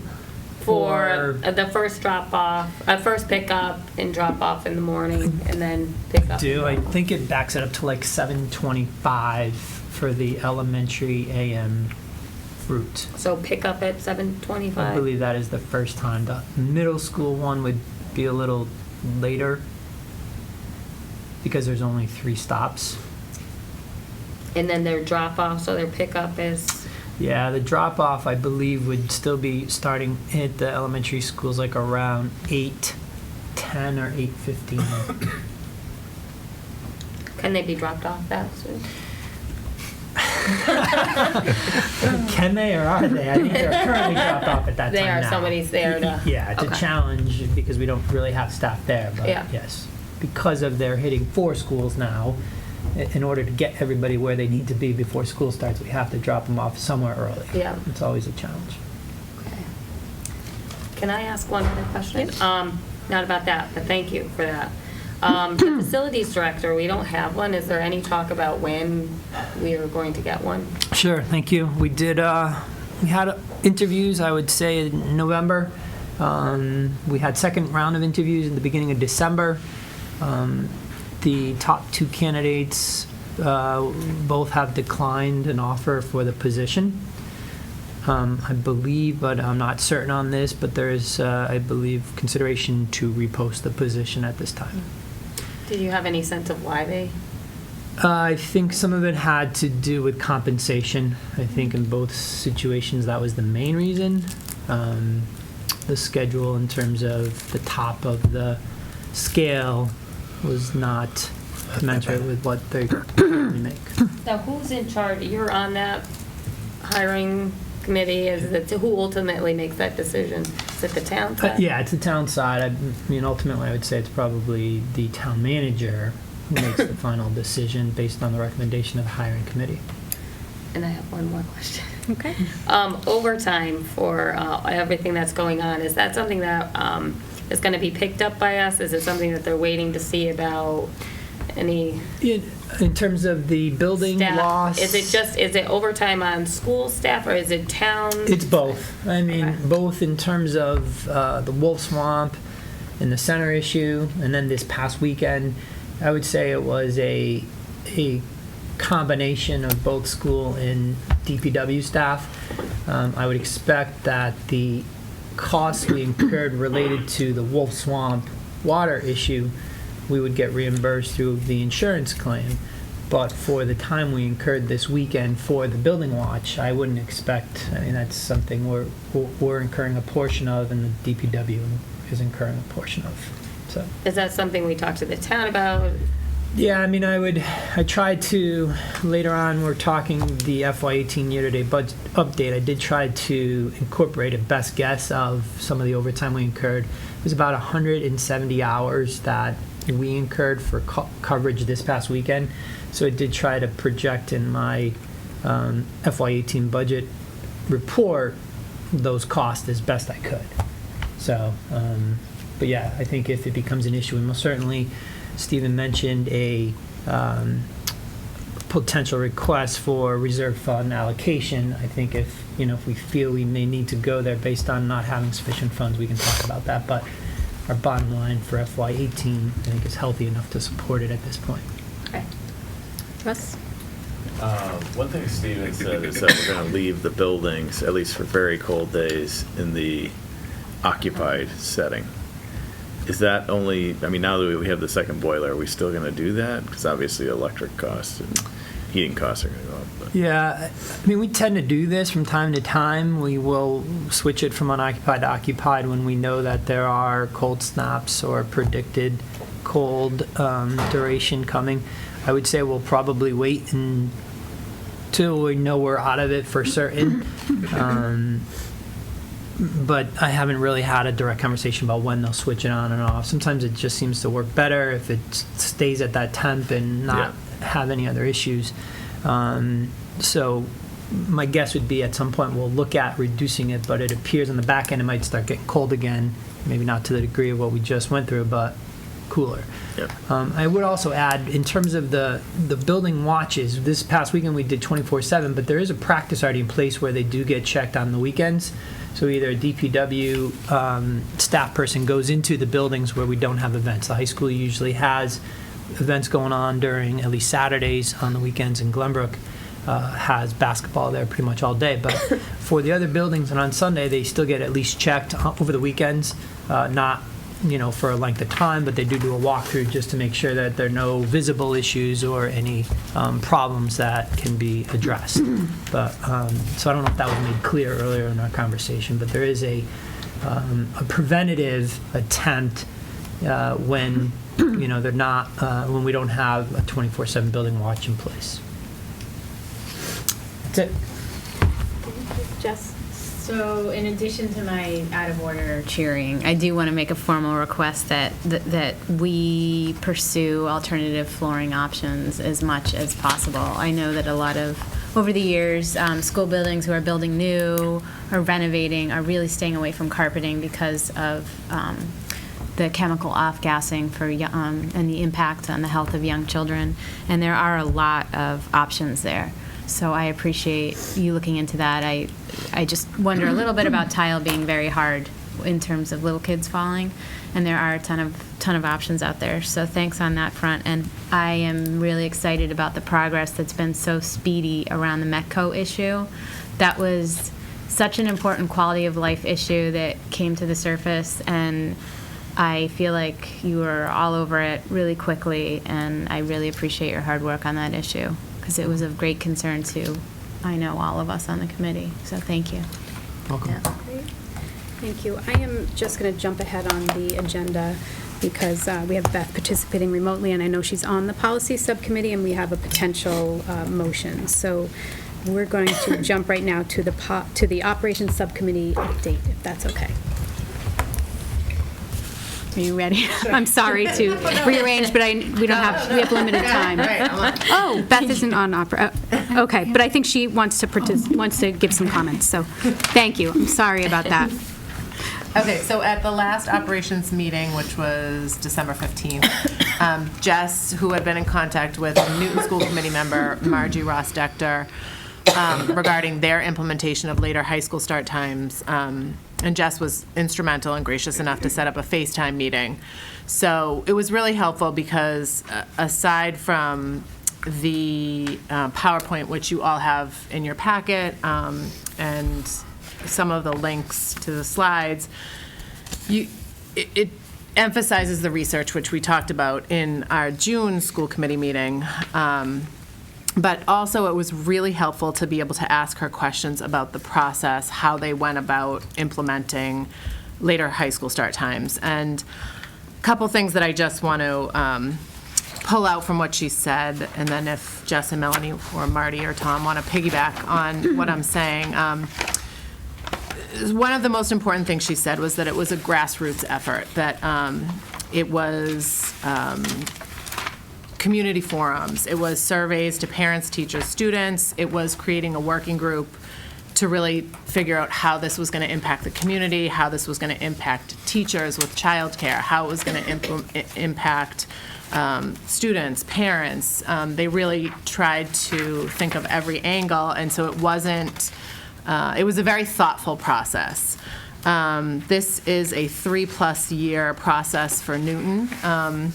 They are still not implementing until 2019. So they got buy-in from staff, from parents, from administrators. It wasn't just the school committee saying, this is what we want. It was really the community coming together and deciding, we've seen all the research and this is what we want. So as a result, we hashed it out a little bit, and we talked about, for us, we thought the best route to go would be to create a working group, and as a school committee, maybe directing the superintendent to create this working group and really look at the feasibility of, the pros and cons. How will this work for our community? Because our community is different than Newton. They had, I forget how many buses they said they had to work around, but it was a lot of busing, 2 high schools. So it is different in a lot of ways, but I think the process by which they went through to get to that point was very helpful to hear from Margie. So that's where we came to from that point. Okay. Questions, Russ? Well, I was thinking I'd make a motion. Okay. And we could talk. Okay. So I move, based on the recommendation of the Operations Subcommittee, that the school committee direct the superintendent to establish a working group consisting of administrators, teachers, parents, school committee members, representatives of the athletic department, LEA representatives, and students to explore the feasibility of a later start time for the high school. We have a motion. Do we have a second? Second. Okay. Discussion. If there is any questions or discussion. I would just say I think that makes sense to go that route, because I don't think this is something we can just mandate, I mean, it's going to take a lot of discussion. And I think somebody sent an article about Boston and some of their issues. So I think it makes a lot of sense to go slowly and see what the community thinks. All the different pieces of the community, including the teachers and the athletic department and everyone else. So, and probably other communities around us too, because if we're talking athletics, that's really what it is can we play other teams at a different time, and so there's a lot of moving pieces. Great. Stephanie? Can I get some more information on what that working group would mean as far as admin time and teacher time? Is it off school hours? Is it during school? What does that look like? I think I would want to, once we pull the group together, I'd probably want to tap into the group to see what times would work best. But I would say, given that you're involving teachers, it would be after school, probably late afternoons. If the group wanted to meet early evenings, we could do that. But I can't imagine that we would do it during the school day. And are we paying for that time? No, it would be volunteers. So it'd just be volunteers, so Yeah. they just strictly volunteer if they want to do it or not. Okay. Any other questions? Beth, do you have anything to speak to or add? I'm sorry, Michelle, were you asking? Yes, I am. I was coming to you if you had it. Do you have any questions or comments related to the motion? Yeah, I would definitely reiterate can you guys hear me? Yep, we can. Oh, okay. I would reiterate what Marty was saying, and I had just wanted to add that, of course, I 100% support all the science and research behind this. But however, with so much at stake, for example, the family schedules, the athletics, the transportation, I just worry about the amount of work involved with the working group as far as like how much of a time commitment or a heavy obligation it would be for teachers, community members, school committee members, and balancing that with the yield or the return on this in terms of what the extra sleep time is.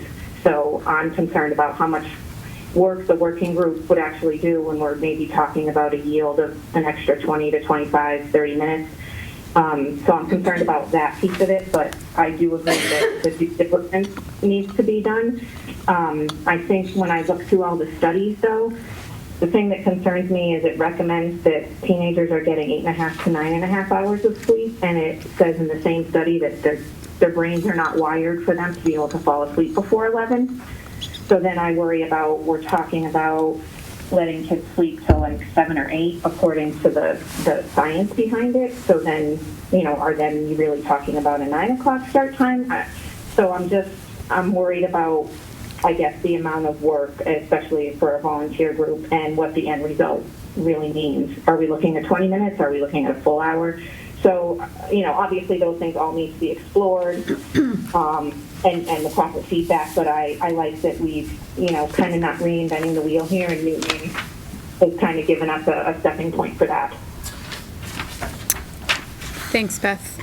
Beth, I Jess? think one of just to your last point, I'm not going to be able to articulate effectively. Maybe someone else on the subcommittee can, or Marty, but she did say that there have been comprehensive studies done by districts that have made this change, and it's profound in terms of the outcomes, both from academic performance, health, athletic performance. So we do have that. We are lucky that we're coming into this at a point in time when we have data on the other side.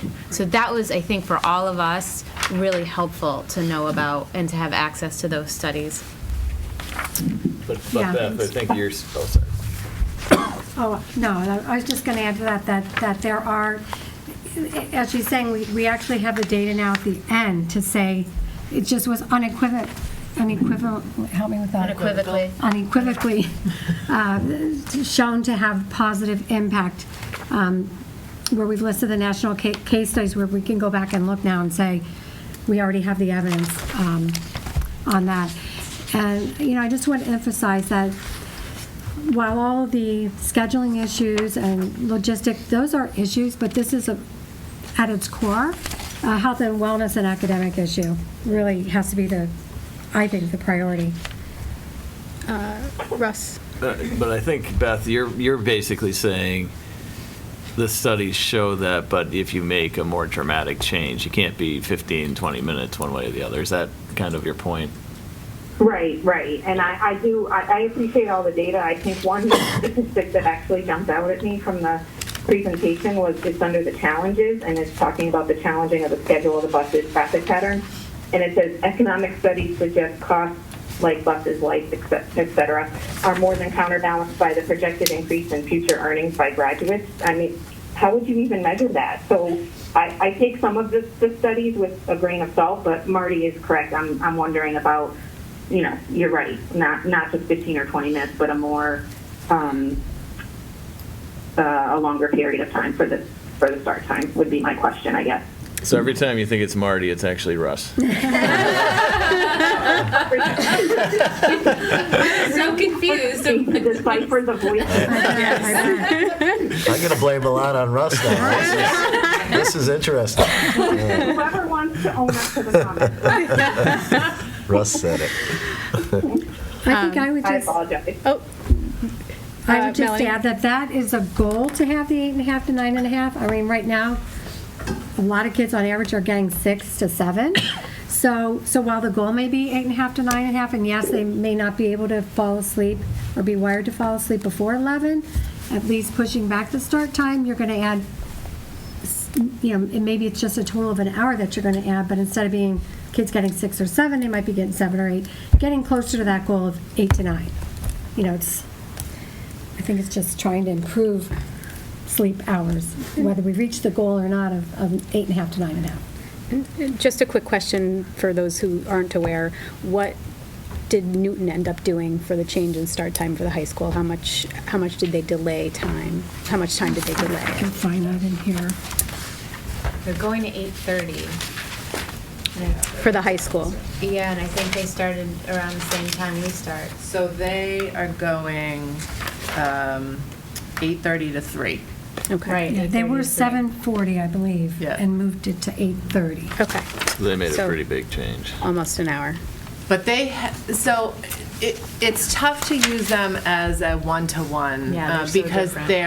they were very different with their schedule. They already had a lot of time, extra time built into their schedule. So, Yeah. I mean, I think that's why for me the big takeaway from this was the grassroots, the really getting the community involved. It was really important for them to get the buy-in from the teachers because, you think about how it's impacting the community and that kind of stuff, but the teachers also have daycare issues that they may have to work out too. So it's the buy-in from the teachers, the administrators, the parents. I think all the students will probably be like right on board with this, but it's really the buy-in from the community. And so from my perspective, that was really the key to this whole thing. And that's why it's so important to start with, is this even feasible? Let's get a working group together to see, is there a desire for this? I mean, I think the important piece, too, was having the community see the research and Right. see, in a community forum.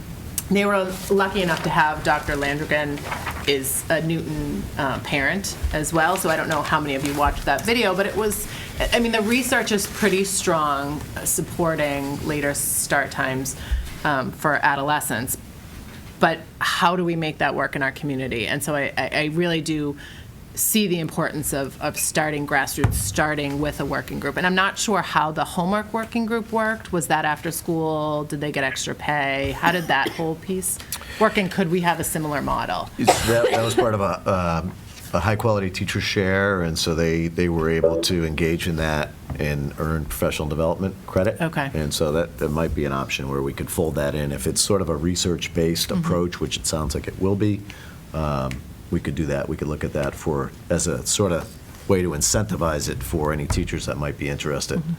I'd say, I think as Melanie said, as a health and wellness issue, this sleep deprivation issue is tough to ignore. I think we've got an obligation to look at it, and so I think what I would ask the committee, and we don't have to do it today, but are there specific tasks that you would hope for from that working group? Is there, what are the 1, 2, 3, 4, 5 things that you would like to see done. And, just so we're all clear when we pull that group together, what the sort of the marching orders are.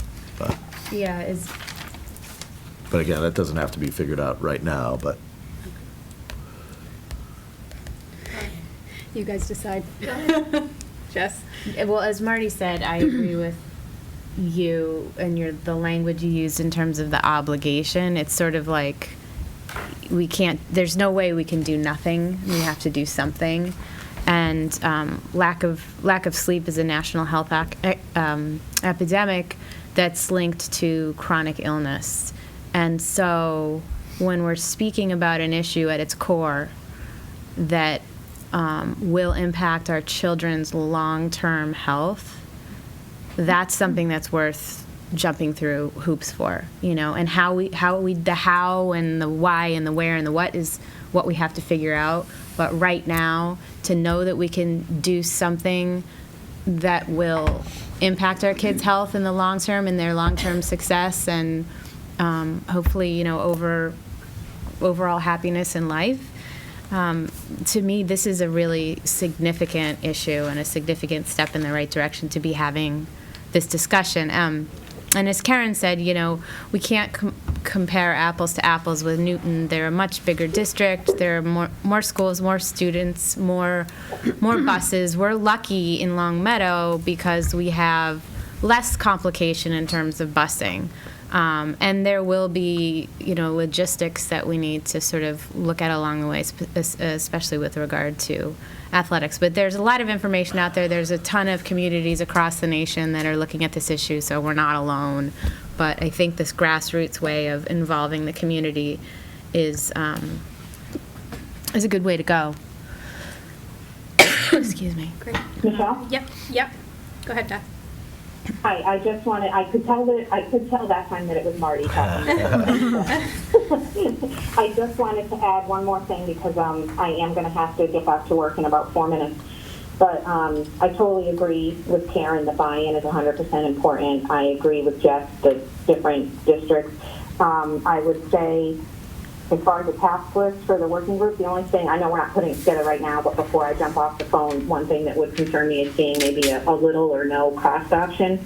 And I do agree about moving forward with the working group because you essentially have to start somewhere and see where we'd like to go with this. Yeah. Okay. So that's all I wanted to add. Okay, great. And before you go, we might be ready to move on the motion. Are you? I just wanted to say one thing about this. I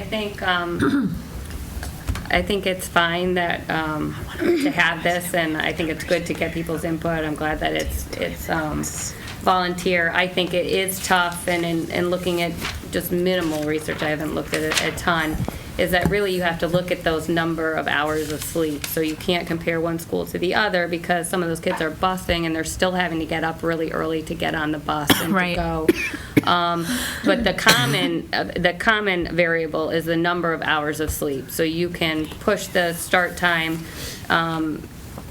back or up, and you just have to know how many hours of sleep that's going to equate to. So if the kids are not getting back from sports until later and they're piling on homework, it's all impacting the number of hours of sleep, and that is ultimately the variable that you want to get at. You want to increase those hours. So I think that when they have this group, that's what they're going to have to look at. And that maybe it's not that you have to push it to 8:30 because there's no real busing here. So they're not having to sit on a bus for a half hour. But you have to look at those hours of sleep. So that's...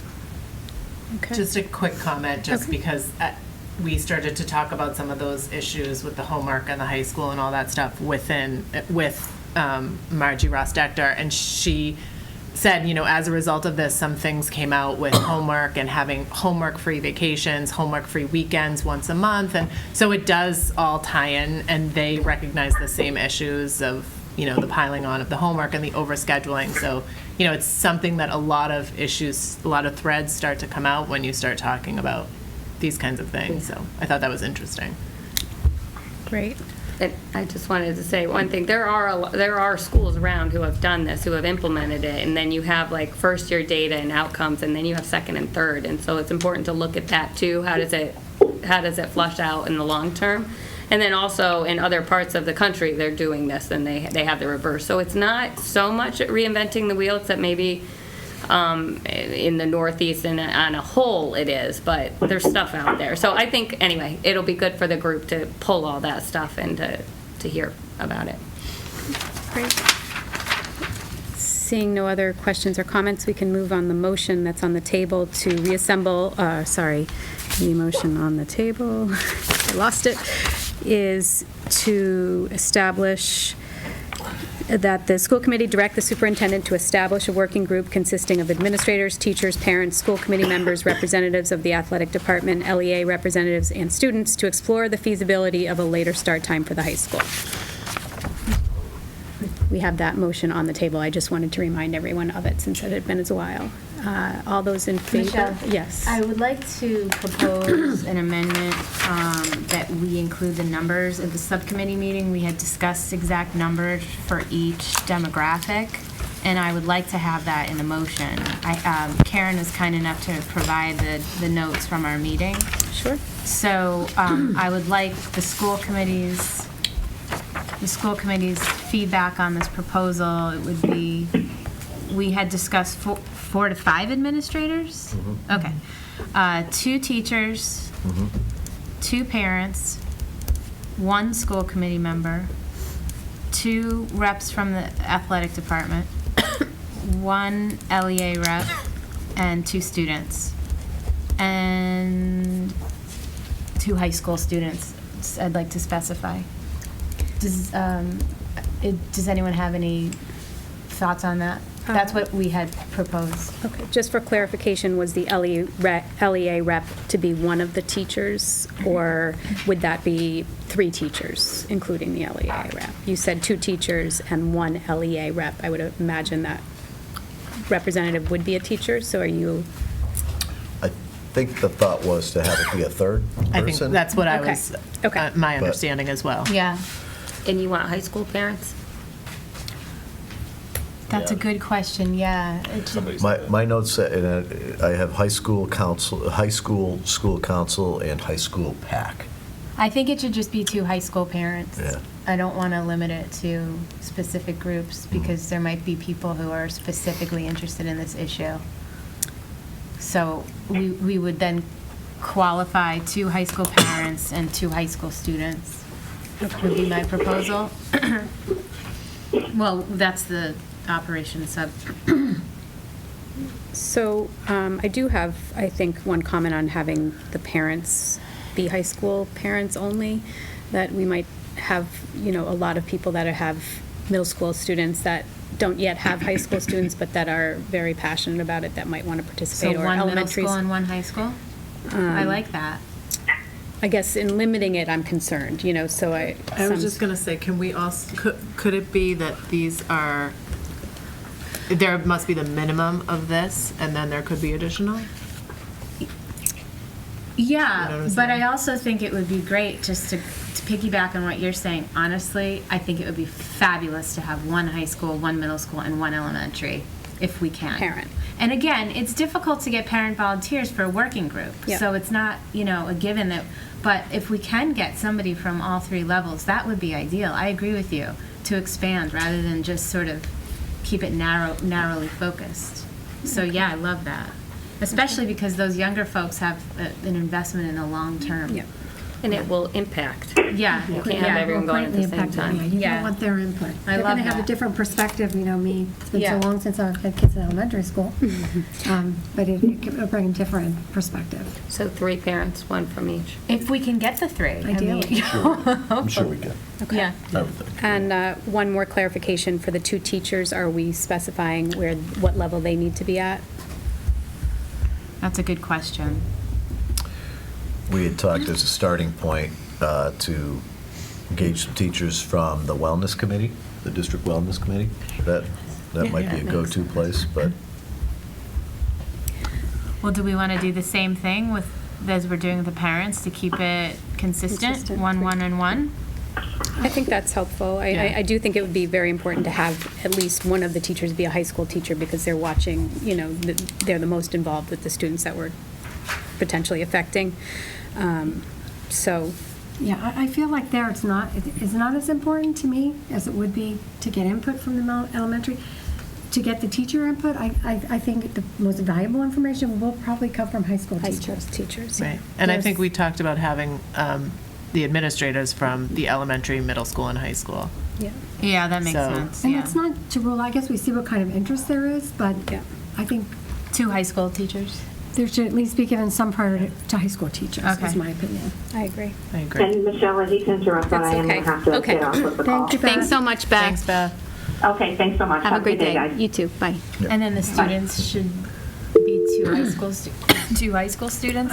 I think that also. I don't know how much input you'd get, Well, I think, helpful information you get from the younger. I think we need to keep that at high school level only, probably just. The only reason I was contemplating it or sort of toying with it in my head is because the middle school students do have an 8:30 start time, and I see such a drastic difference between my daughter who's in high school and my daughter who's in middle school in terms of quality of life. But, I could go either way on the issue, frankly.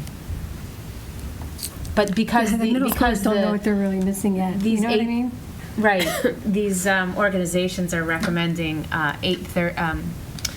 This I think it's the CDC and Pediatrics. American Academy. of thank you, the Yeah. American Academy. All these organizations are recommending 6 through 12. It's Right. not a 9 through 12 recommendation, but we happen to gratefully have 8:30 start time already at our 6, 7, 8 Right. levels True. here. So, not to belabor the issue, but I just Yeah, wanted to just- put it out there. I think I would love the feedback from, let's say middle schoolers. I just think that the nature of the work that would be involved in these meetings might be tough on a middle school aged student to sit at a 2-hour meeting at night potentially or whenever they are. So I think maybe we can gather feedback somehow, but not That's a good require that Yeah. age group be represented on the committee. That's fine. Yep. Okay, I'm comfortable with Okay, that, yeah. so just to clarify the amendment to the motion, what we have is 4 to 5 administrators, 2 teachers, preferably school high school, teacher. 2 high school teachers. Yeah. Okay, 3 parents, 1 from each level, elementary, middle, and high school, 1 school committee member, 2 athletic representatives, 2 representatives from the athletic department, 1 LEA representative, and 2 high school students. Perfect. Okay, so Thank we you. are moving on the amendment to the motion. All those in favor of the amendment to the motion? All those opposed? Okay. The second, we are now voting on the motion on the table. Does anyone need me to review that? Second. I think you did the You moved it. Yeah. So I seconded it. Oh, I'm sorry, I didn't know. Sorry. Okay, and the motion on the table, does anyone need me to review that? Okay, good. All those in favor? Opposed? Okay. Thank you very much. Okay, thank you so much for all of your hard work on that. This has been something since I joined the committee that community members have been asking me about and asking if we could, just start the discussion, and I'm really excited to finally get to the point where we're moving forward on that. So thank you so much for the hard work and all the research that you did. Okay, going back to where we left off on the agenda. Tom, you finished your report for finance and operations. Okay, great. So I do not have a formal chair report. I just, again, want to thank everybody on our team, at all the schools, all the teachers that stepped up, and you know who you are, to overcome this unfortunate situation. The spirit of the community just stood out once again. Everybody rises to the occasion when they need to, and it was really great to see all of the people stepping in. So to the town folks, to everybody, you know who you are, thank you for all of your work to get us back up and running again. So we will now move on to the Finance Subcommittee report. We met today. We did meet today. Russ, I don't know if you want me to take the FY19 budget. Yes. Sure. So we met today. The budget work is ongoing. I'd say I'm a little behind schedule of where I would like to be based on recent events. So We've been having dialogue at the administrative level about priorities and any changes that for consideration to look at for inclusion in FY19's budget. The goal would be to, over the course of the next week or so, to kind of put together the final document and be prepared to have a conversation at our next finance sub, which is next week, in preparation for presentation to the school committee on the 24th at our next meeting. So it's still a work in progress, still have a lot of work to do on it, and I guess stay tuned, is the best I can say. Thank you. Russ? So just to add a little bit to that, so basically what Finance Sub is doing is taking some of these various topics we've talked about over the year that could be important, like the athletic fees, curriculum. We have a whole list of things that we looked at. So the bottom line is we're trying to figure out, can we afford some of those, which ones are priorities based on what administration's saying, and then it's going to come to you as the full committee to kind of look at the different costs associated with each item, and then we'll have to make decisions about what do we actually push forward and what do we, not treat as a priority for this particular year. And then the secondary piece will be all of that compared to what the town might be willing to give us, which we haven't gotten that far yet. But. Anything else from Finance Sub? Any Just other in your packet, I believe, is a year-to-date budget report. So it is a lengthy document on legal-size paper. I don't know if it was electronically available or not, but so this might be a new document for some of you. This is my attempt at looking at our current year's budget. So everything to the, if you're looking at it to the left of the gray columns, would be up to activity through January 3rd. The two gray columns would be my projections of anticipated activity from now until June 30th, with the second column on the right, the second gray column, being where I anticipate we will finish the fiscal year in terms of our current budget. And then the final column is the actual expenditures for that line from FY17. So I try to do these periodically throughout the year. They come more frequently as we get closer to the end of the year, and I would say probably a little more accurate as we get closer to the end of the year. When I'm projecting out certain areas like natural gas, at this time of the year it's a little hard since we probably only have bills through November. So I try to look at trend data, also look at what the temperature has been like to gauge consumption and actual cost that we may incur. So I think it's important as we're getting ready talking about FY19 and the budget development, where our FY18 budget stands, and I would say right now we're positioned pretty well in terms of where we'll finish the fiscal year. I would say there will probably be some curriculum requests, as there are every year, for your consideration later in this spring, for both probably adoption and funding out of FY18's budget. But I'm happy to answer any questions individually, so as you're going through it, please don't hesitate to contact me, email me, call me, and answer any questions you might have.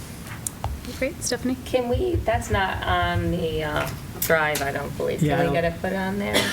Yeah. I just do the drive. I didn't see it on there. I didn't get it to Diane until Monday. You can have my hard drive? Morning, Hard copy if you but- want. It should go on there. Yeah, no, I agree. Just in case you want the hard copy. Tom, did you say curriculum requests are likely to come from FY18 Yes. budget? Yes.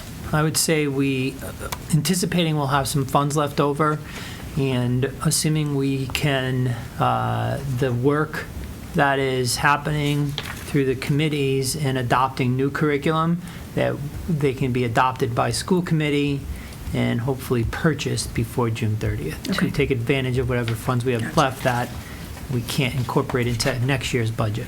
Okay, thank you for clarifying. Any other questions on Finance Sub? Okay.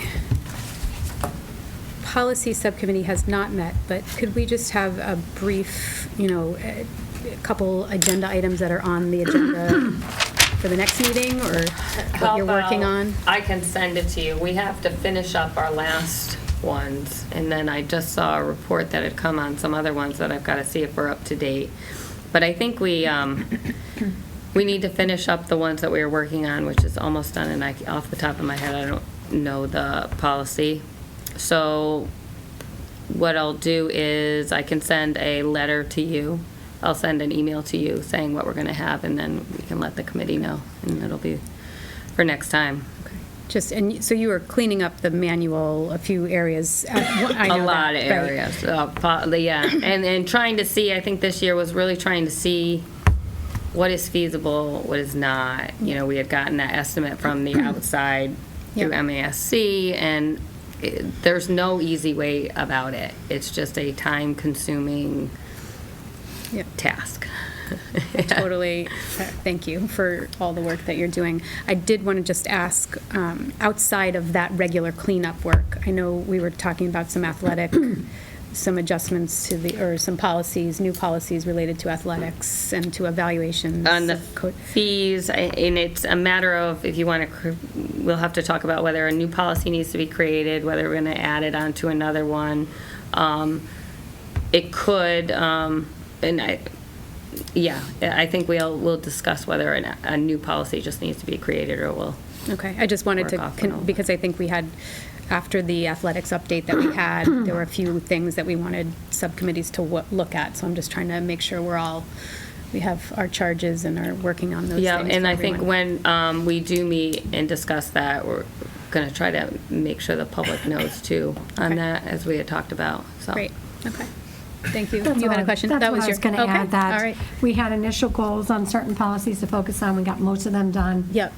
Cleaning up the last few, but because of what's happened, we'll probably shift focus and make priority, excuse me, Great. Some of these new topics of interest. Okay, great. Yeah, but they're they cross over a little bit, because the social media policy, the staff conduct, everything crosses over a little bit. Yeah. So, Maybe when you all set the agenda, the next agenda, if that's on it, or regardless, maybe copy the committee on the agenda for the policy subcommittee. Yeah, we can do that. And any other, I know, operations you've been meeting and just updated us, but that would be helpful.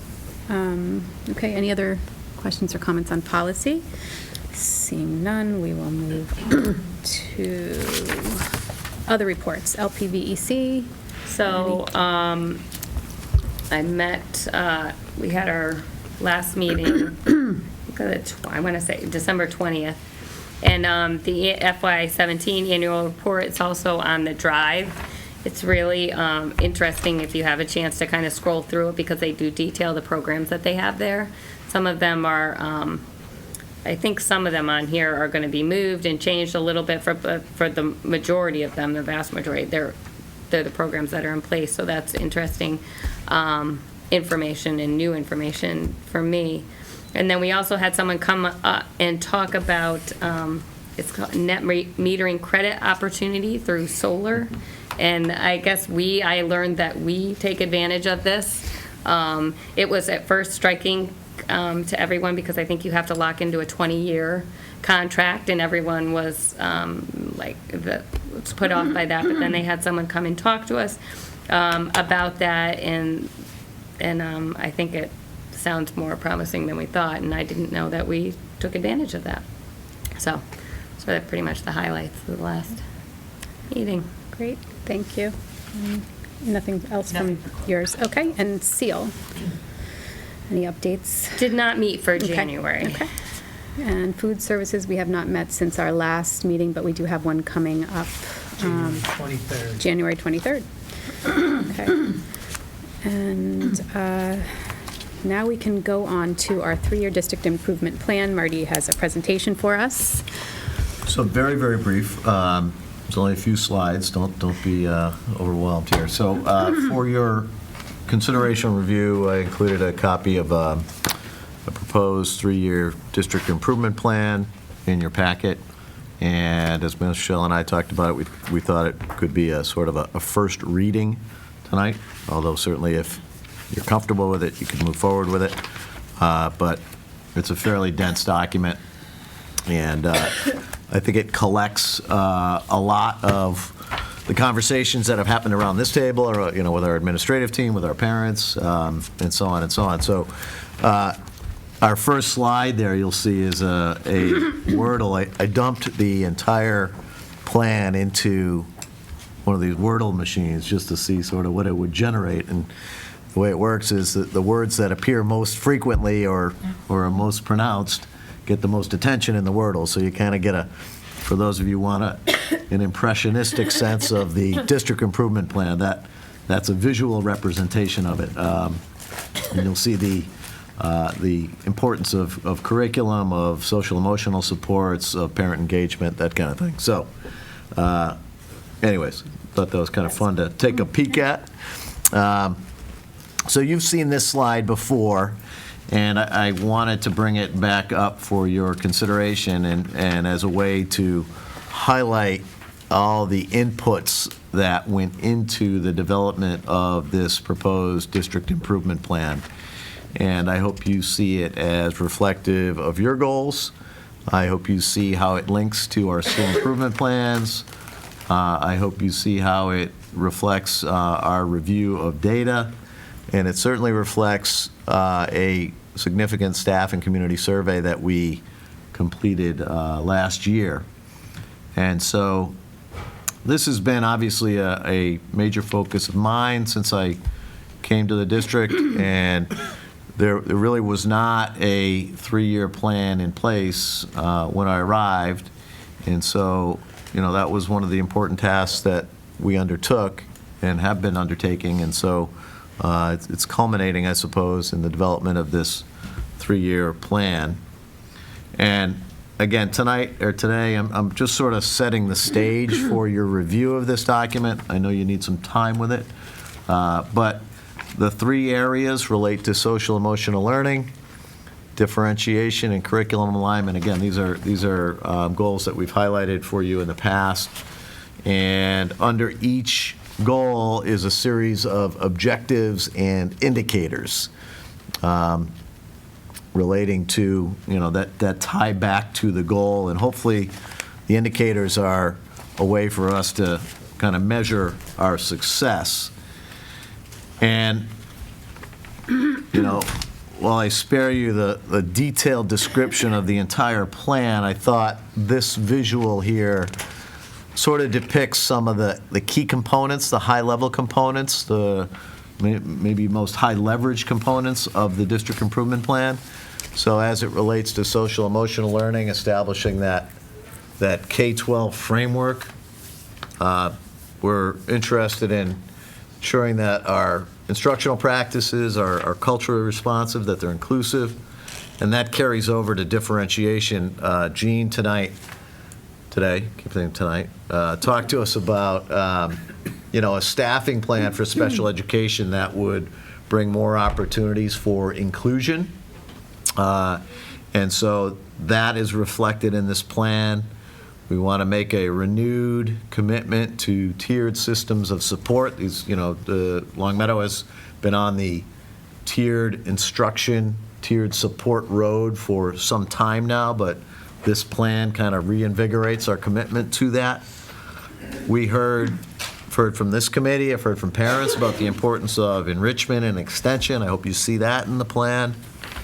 And then finally, in the area of alignment, a major focus is aligning curriculum and instruction, aligning our assessment practices across grades and disciplines, and doing it in a way that's hopefully seamless for kids. And we have put together a district curriculum leadership team. One has not been in place in recent years, and so Sue has taken this on. I think we're going to see some great benefits from that. And then, again, I hope you see in the plan that there's opportunities for us to continue to engage parents in those curriculum discussions. So those are some sort of high-level key components. And then, again, the Wordle that we had some fun with that Really cool. kind of depicts the points of emphasis in this plan. So The plan is in your packet. I'm open to any questions you might have, but I understand we've had a packed agenda, and you may want to give it some attention at a future meeting. I'd also be willing to meet with, committee members individually to, if you have any feedback or any suggestions. So. Just for clarification, so in the fall, you presented us with more of an outline, and then you were tasked to identify objectives, and that this is... Yeah, so in the We've taken fall, goals I presented to you my annual plan, and the annual plan is my professional practice goals, student learning goals, and the third component is this, which is the district improvement plan. So in a superintendent's annual plan, there's expected to be a district improvement plan. Gotcha. So yes, Thank so I you. appreciate that you Needed a linked little back to that. flashback. Yeah, that was very good. Yeah, appreciate that. This has been a many-phased approach to developing it, and I appreciate all of the stages of it and being able to see it, kind of come to the point where we're at right now. So is there anyone that has any questions or comments related to the district improvement plan? Stephanie? Can we have this put in the electronic version? It is not, I have the email, but it's not, I don't. It is there, I just put it up. Oh, you just put it there? Refresh, it'll be there. Okay. It wasn't in the... For whatever reason, I put it in my folder, but didn't put it in their Okay. folder. Yeah. Will we be able to put this on the agenda just to discuss a little bit more in? I think that was the thought, that, Okay. just at a future meeting or, and again, I can meet with individual committee members to talk about any specific concerns you might have or questions or clarifications. Okay, great. Any other questions or comments for now? Melanie? Diane, are you referring to this slideshow? No, that's not in there. Okay. I don't have it. No, that's, It's- So this, That is in the Google Drive. Stephanie was asking for the Word document, correct? Yeah, I got it on the email, but it wasn't on the shared folder, so when I Yeah. go back, but now it is. Yeah, it is there. Okay, great. Thank you. Next on our agenda, we'll move on to the athletics update. I just had this Oh, on yep. there again, just to kind of catch up from where we were and where we're at right now. Yeah, so, What's being worked on. yeah, it's something that, as Michelle had mentioned earlier, there's sort of a few different fronts that we're addressing some of the concerns that were raised. And so one is, as we just talked about, the policy issues. So I'll piggyback on what Stephanie was saying, is that, at Policy Sub might want to look at a booster club policy. I've got a couple of model policies that I've compiled that the committee might want to take under consideration. Stephanie mentioned perhaps a policy relating to student fees. That obviously goes beyond athletics, so that could be a focus of the Policy Sub. We talked at the last meeting about better, clearer, more ongoing communication with the booster clubs, and so in your packet is a copy of a booster club advisory that has been significantly beefed up, and it reflects some input that we received from some other school districts. Russ had passed along some resources to us as well. So the intention would be that this is part of regular ongoing communication with parents in the athletic program at Long Meadow High, just so they understand, what the expectations of the school district are with regard to the operation of booster clubs. And then there's the sort of another front on this issue relates to budget, and we've kind of made a commitment to kind of educating the community about the athletic budget, and so that we had the presentation obviously here, but all that information has been posted to the high school athletic department website, and so any community member who wants to see the specifics of the athletic budget, it's available to parents. And then, as we talked about at Finance Sub today, we'll have to, we want to take a look at the fee structure. It hasn't been updated or adjusted in any way since 2007-ish maybe, so we know that that work is in front of us as well. I think Finance Sub would like that information sooner rather than later, so we'll we'll get after that as well. So, we're kind of pushing forward on a bunch of different fronts. I think we've made some progress, still some work in front of us. So, Great. Yeah, and Yeah. Stephanie, just so you know, we will take that part out of policy for you as much as we can. We'll analyze the fees for now and do our part at that level. Russ? So this advisory document, yeah. that's just something that's being provided to booster clubs? Is It has, so it's gone out to booster clubs, this document, as a, hey, this is, the latest iteration, do you have any feedback? I don't think the athletic director heard back from any of the booster club presidents, but I think once, I'd say it's nearly finalized, and if you see any gaps or something, There's a couple things in yeah, here, I'd be but- interested.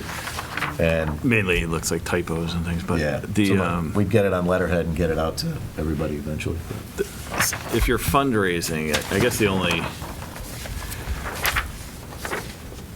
besides some of the grammatical stuff, the suggestions, the 501c3, in order to fundraise and not pay taxes, you have to be. So that's, it's good that we're recommending it, but really it needs to happen. So it's not just, I think all we can do is say you should do it, but when it's a suggestion, it just comes across as maybe it's optional. It's really not optional. If you can't legally raise money without, in most circumstances, you can't raise money without being a nonprofit.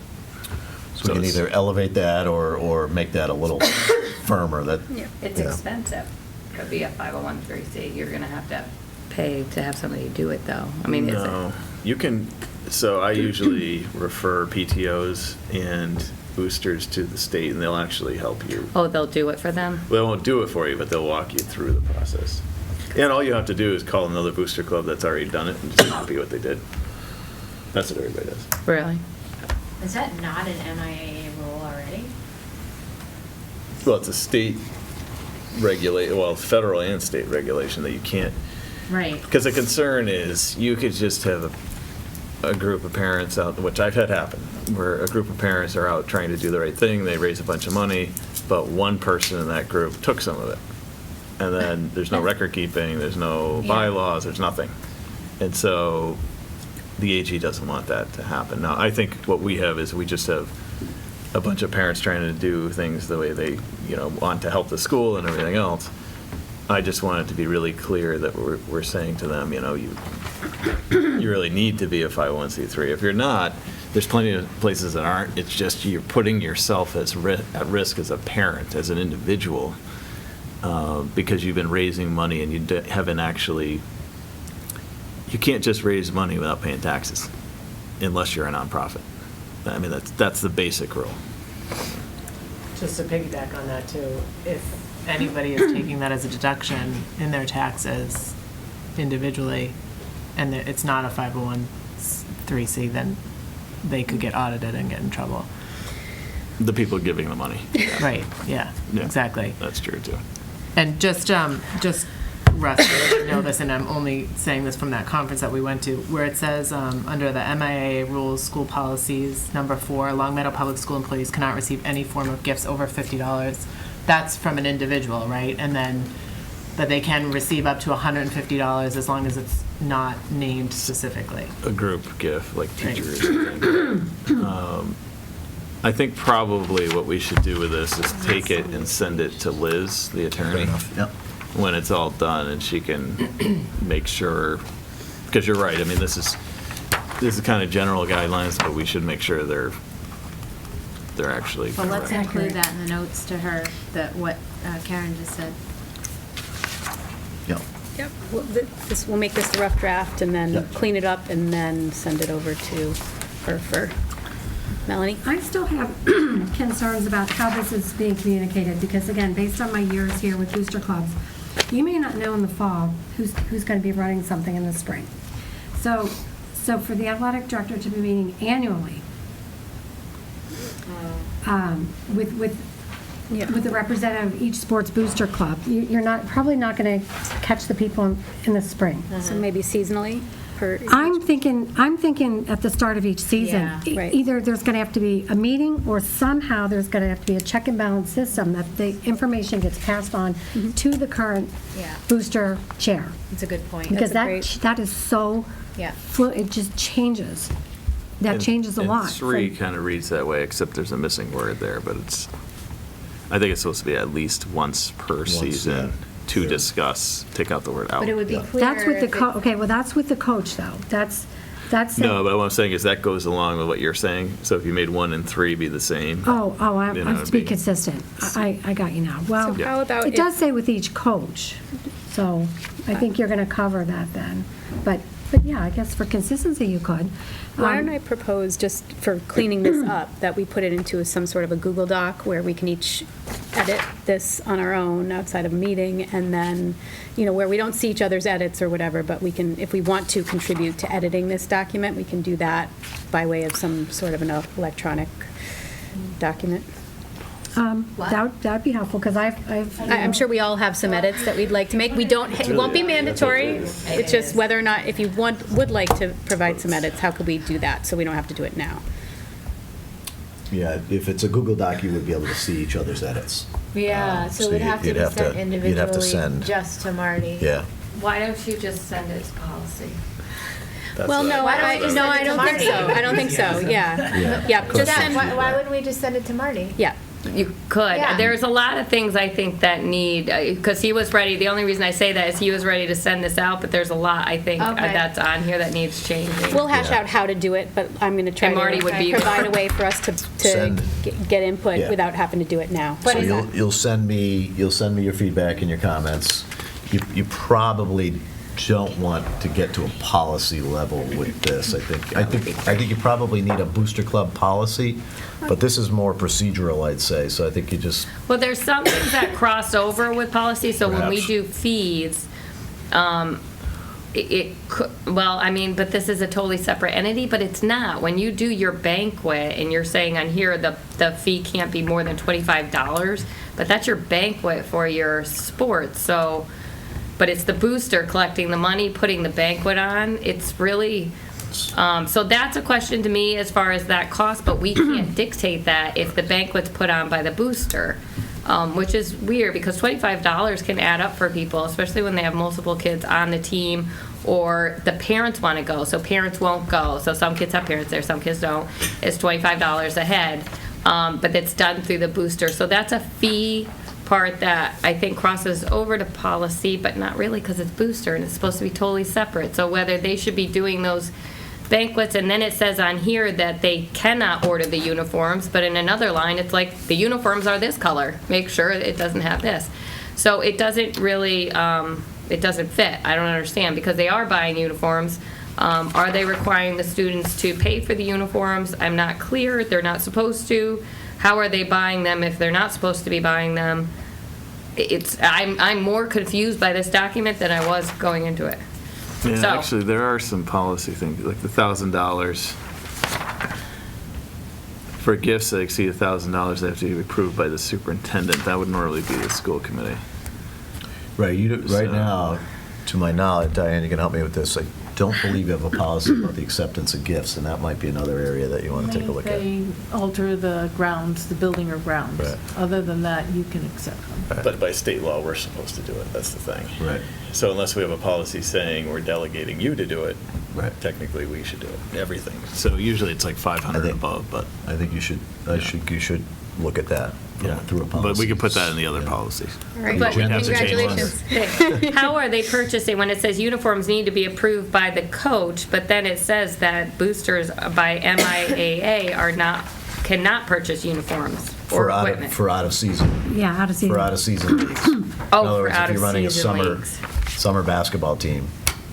The way So- Mr. Landers explained it was that they provide for uniforms, but maybe it's only every 5 years or 8 years. And do they buy them in bulk, or do they require the students to purchase them? No.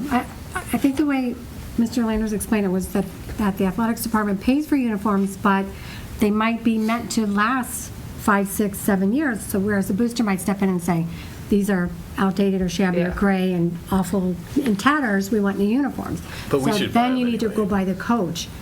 to discuss, And they which we raise the do. funds and Our- buy them as a group? Yeah, our Yes. replacement cycle might not match what they want Might for be the 2 or kids 3 in the years. program. So, you know. But we'd want to buy them anyway because of the taxes. That we wouldn't pay taxes and they would. So And I'm not sure that works. It may be that we buy them, Tom. I think we do. Yeah. so we get the money and then we go buy. Yes. And I would just ask, is this going to be put on the athletic website too? Because there needs to be a source, because someone's going to miss it. It's, like I said, it's not going to be passed on. When we to everyone. finalize it. Yeah, it would be, when it's yeah. ready, I'd love that Yeah. to go up. Okay. So we're providing so this is- suggestions, is that how we're going? Yeah, maybe, could we say just by the end of next week? Is that reasonable? Sure. It's not mandatory, just anyone that would like to.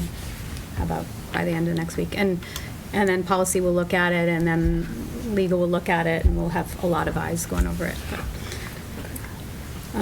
Great, so let's move on to, Jess, do you have a question? on- I do, I have a question.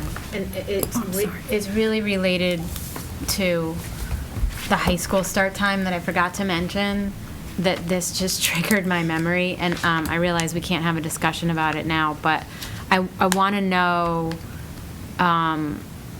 about our current high school start time and all the discussions. One of the things that kept coming up for me is our strict high school policy with the time a student gets to school in the morning, and all of the research that we have in terms of kids' sleep and how that impacts our high school handbook. And I know Stephanie has done a lot of going through the high school handbook, so I just would like to know if that's an issue that we can either talk about as a committee, or if that's something the policy committee has looked at, or if there's some way that we can have a discussion about what's going, or get an update from Tom Landers about what's going on at the high school with regard to that, because I just don't want athletes being penalized if they are having fatigue issues and sleep issues with everything that we've learned through this process of learning about later high school start times. To me, that's one of the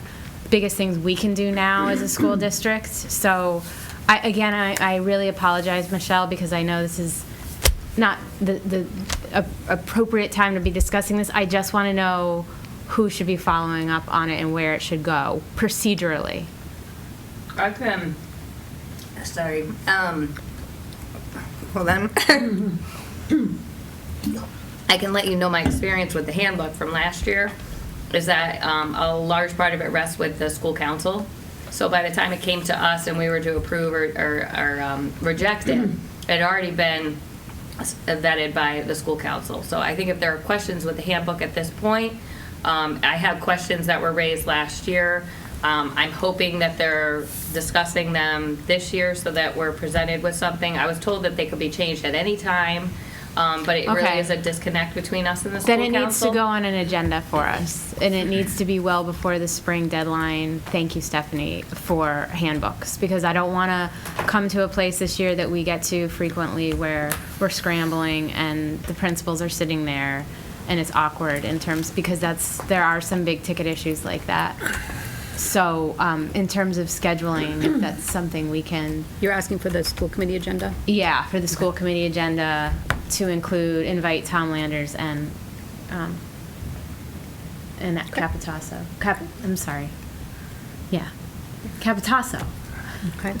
And I would like to add to that, just in the handbook in general, if we can have that discussion far in advance, because all of the issues that were raised last year that were going to maybe be corrected or not be correct, there's a disconnect between us and the school council, and So why don't we keep that, like, I would say keep it a general discussion about high school handbook, have them here maybe a month ahead of time so that there's enough time for meaningful questions.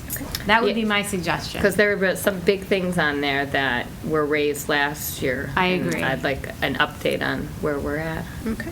Thanks, Michelle. Great. Moving on to the overnight field trip. Enclosed is an overnight field trip request from Long Meadow High School for students to travel to Madrid, Valencia, and Barcelona. School committee already approved the preliminary field trip request. I would entertain a motion. There's one on the suggested motion on the agenda. Karen? Thank you. I move on the recommendation of the superintendent that the school committee approve the overnight field trip request for the students from Longmeadow High School to travel to Madrid, Valencia, and Barcelona, Spain, February 15th through the 23rd, 2018. Do we have a second? Second. Okay, Russ, discussion. Any questions related to the motion? Seeing none, all those in favor? Opposed? Okay, great. Middle school. School committee will discuss and possibly vote whether to submit new statements of interest for the 2 middle school buildings.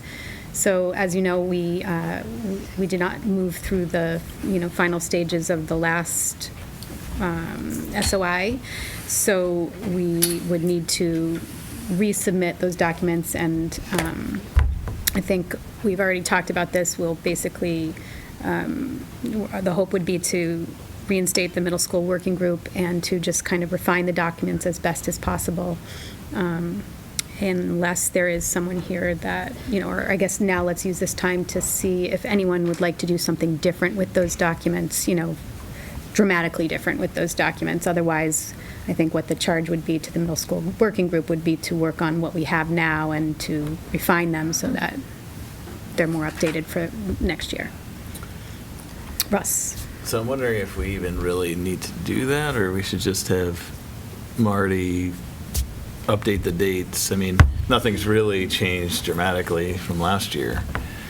I think it would be probably quicker to just have Marty update it, come back directly to us as a full committee, and then decide. We probably should make another presentation to the Board of Selectmen, a brief one like we did last time. Yep. But I don't know that we need to do the whole kind of community outreach we did last time and everything, because that was really, we just wanted to make sure all the boards were on board, but they voted for it last year, so hopefully they do it again. I don't know what everybody thinks of that, but.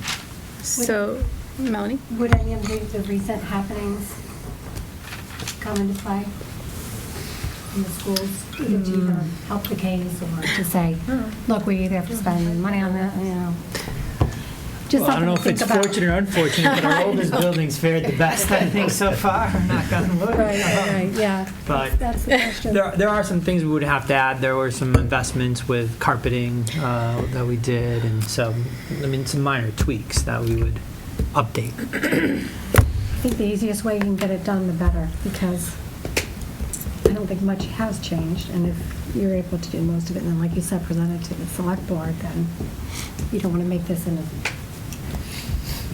So Stephanie had some suggestions that she wanted, to bring forward. I don't know if it falls under this, because I think I agree with resubmitting the SOI. But maybe reconvening the middle school working group to discuss where we go from here, because if we get rejected again, what is our time frame? How many times will we resubmit? Are there other possibilities? Yeah. Like That Plan B. makes sense, yeah. Yeah. So I would say, I agree with that too, and maybe we'll have Plan A be the plan for this year, or that's what we'd be working on, which was the same plan as last year, but in the meantime, be figuring out some other pieces for Plan B. Yeah. So you want us to reconvene middle school working group? I don't think necessarily before we charge you to work on the current document. Right. So, Russ? Yeah, no, I think that's a very good idea. And then maybe we present to the Board of Selectmen, here's the SOI, and here's, the things we're talking about as far as a contingency if this doesn't happen, because the contingency is not going to be good. I mean, the reality is if we don't do something with these middle schools that you kept saying last year, it's going to be very costly to just Band-Aid those schools over time. It's just not going to be a great approach, but I think unfortunately we may be pushed into it, because unless the town's going to pay for it themselves, which I can't see happening, if the state doesn't approve it in the next 3 to 5 years, or even maybe less, the alternative for Longmeadow is not great, really.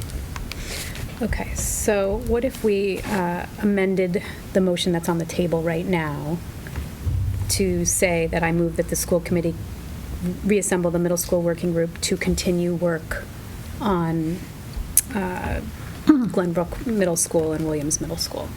And then we have a second motion following that motion to charge administration with refining the documents that we currently have for submission during the 2018 submission period. Is Or that- just do it all in one motion. Okay. And I'll second it. That's a very good motion. We'll just go with that. Okay, how about Diane?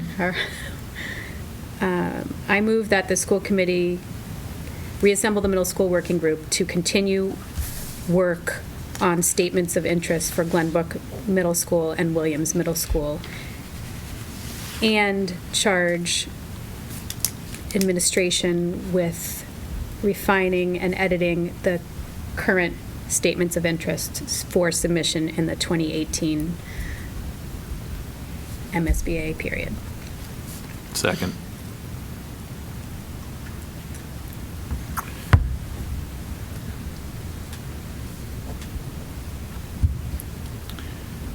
So the working group is going to help tweak the SOI, or are you just going to have I think we're going to skip that stage and not meet before that, but then while they're doing that, we will, at some point, we will meet to then discuss Plan B. How's that? Okay. You have that, Diane? She was still typing, so I was waiting. We understand the concept. Rearranging. I'm rearranging the order, too. I second it. Michelle and Russ. Well, we had a motion on the table first, so. Did we? Oh. I think we, oh, no. No. We didn't. We really did do not. that. Okay, so there you go. Am I allowed to move? Mhm. Okay. All right, any discussion? All those in favor? Opposed? Okay. Whew, we have an executive session planned for this meeting. Unit A has sent notice of intent on December 28th to enter negotiations. So there is a recommended motion, which, I move that the school committee adjourn into executive session for the purpose of discussing strategy as it relates to collective bargaining with Unit A and to consider the release of executive session minutes from previous meeting according to GL 30, Chapter 30A, Section 22G, not to reconvene into open session. Second. okay, all those in favor, we need a roll call vote. Karen Moore and I. Melanie Rothstein, aye. Michelle Grodzki, aye. Russell Dupre, aye. Stephanie Jasmine, aye. Okay. Great.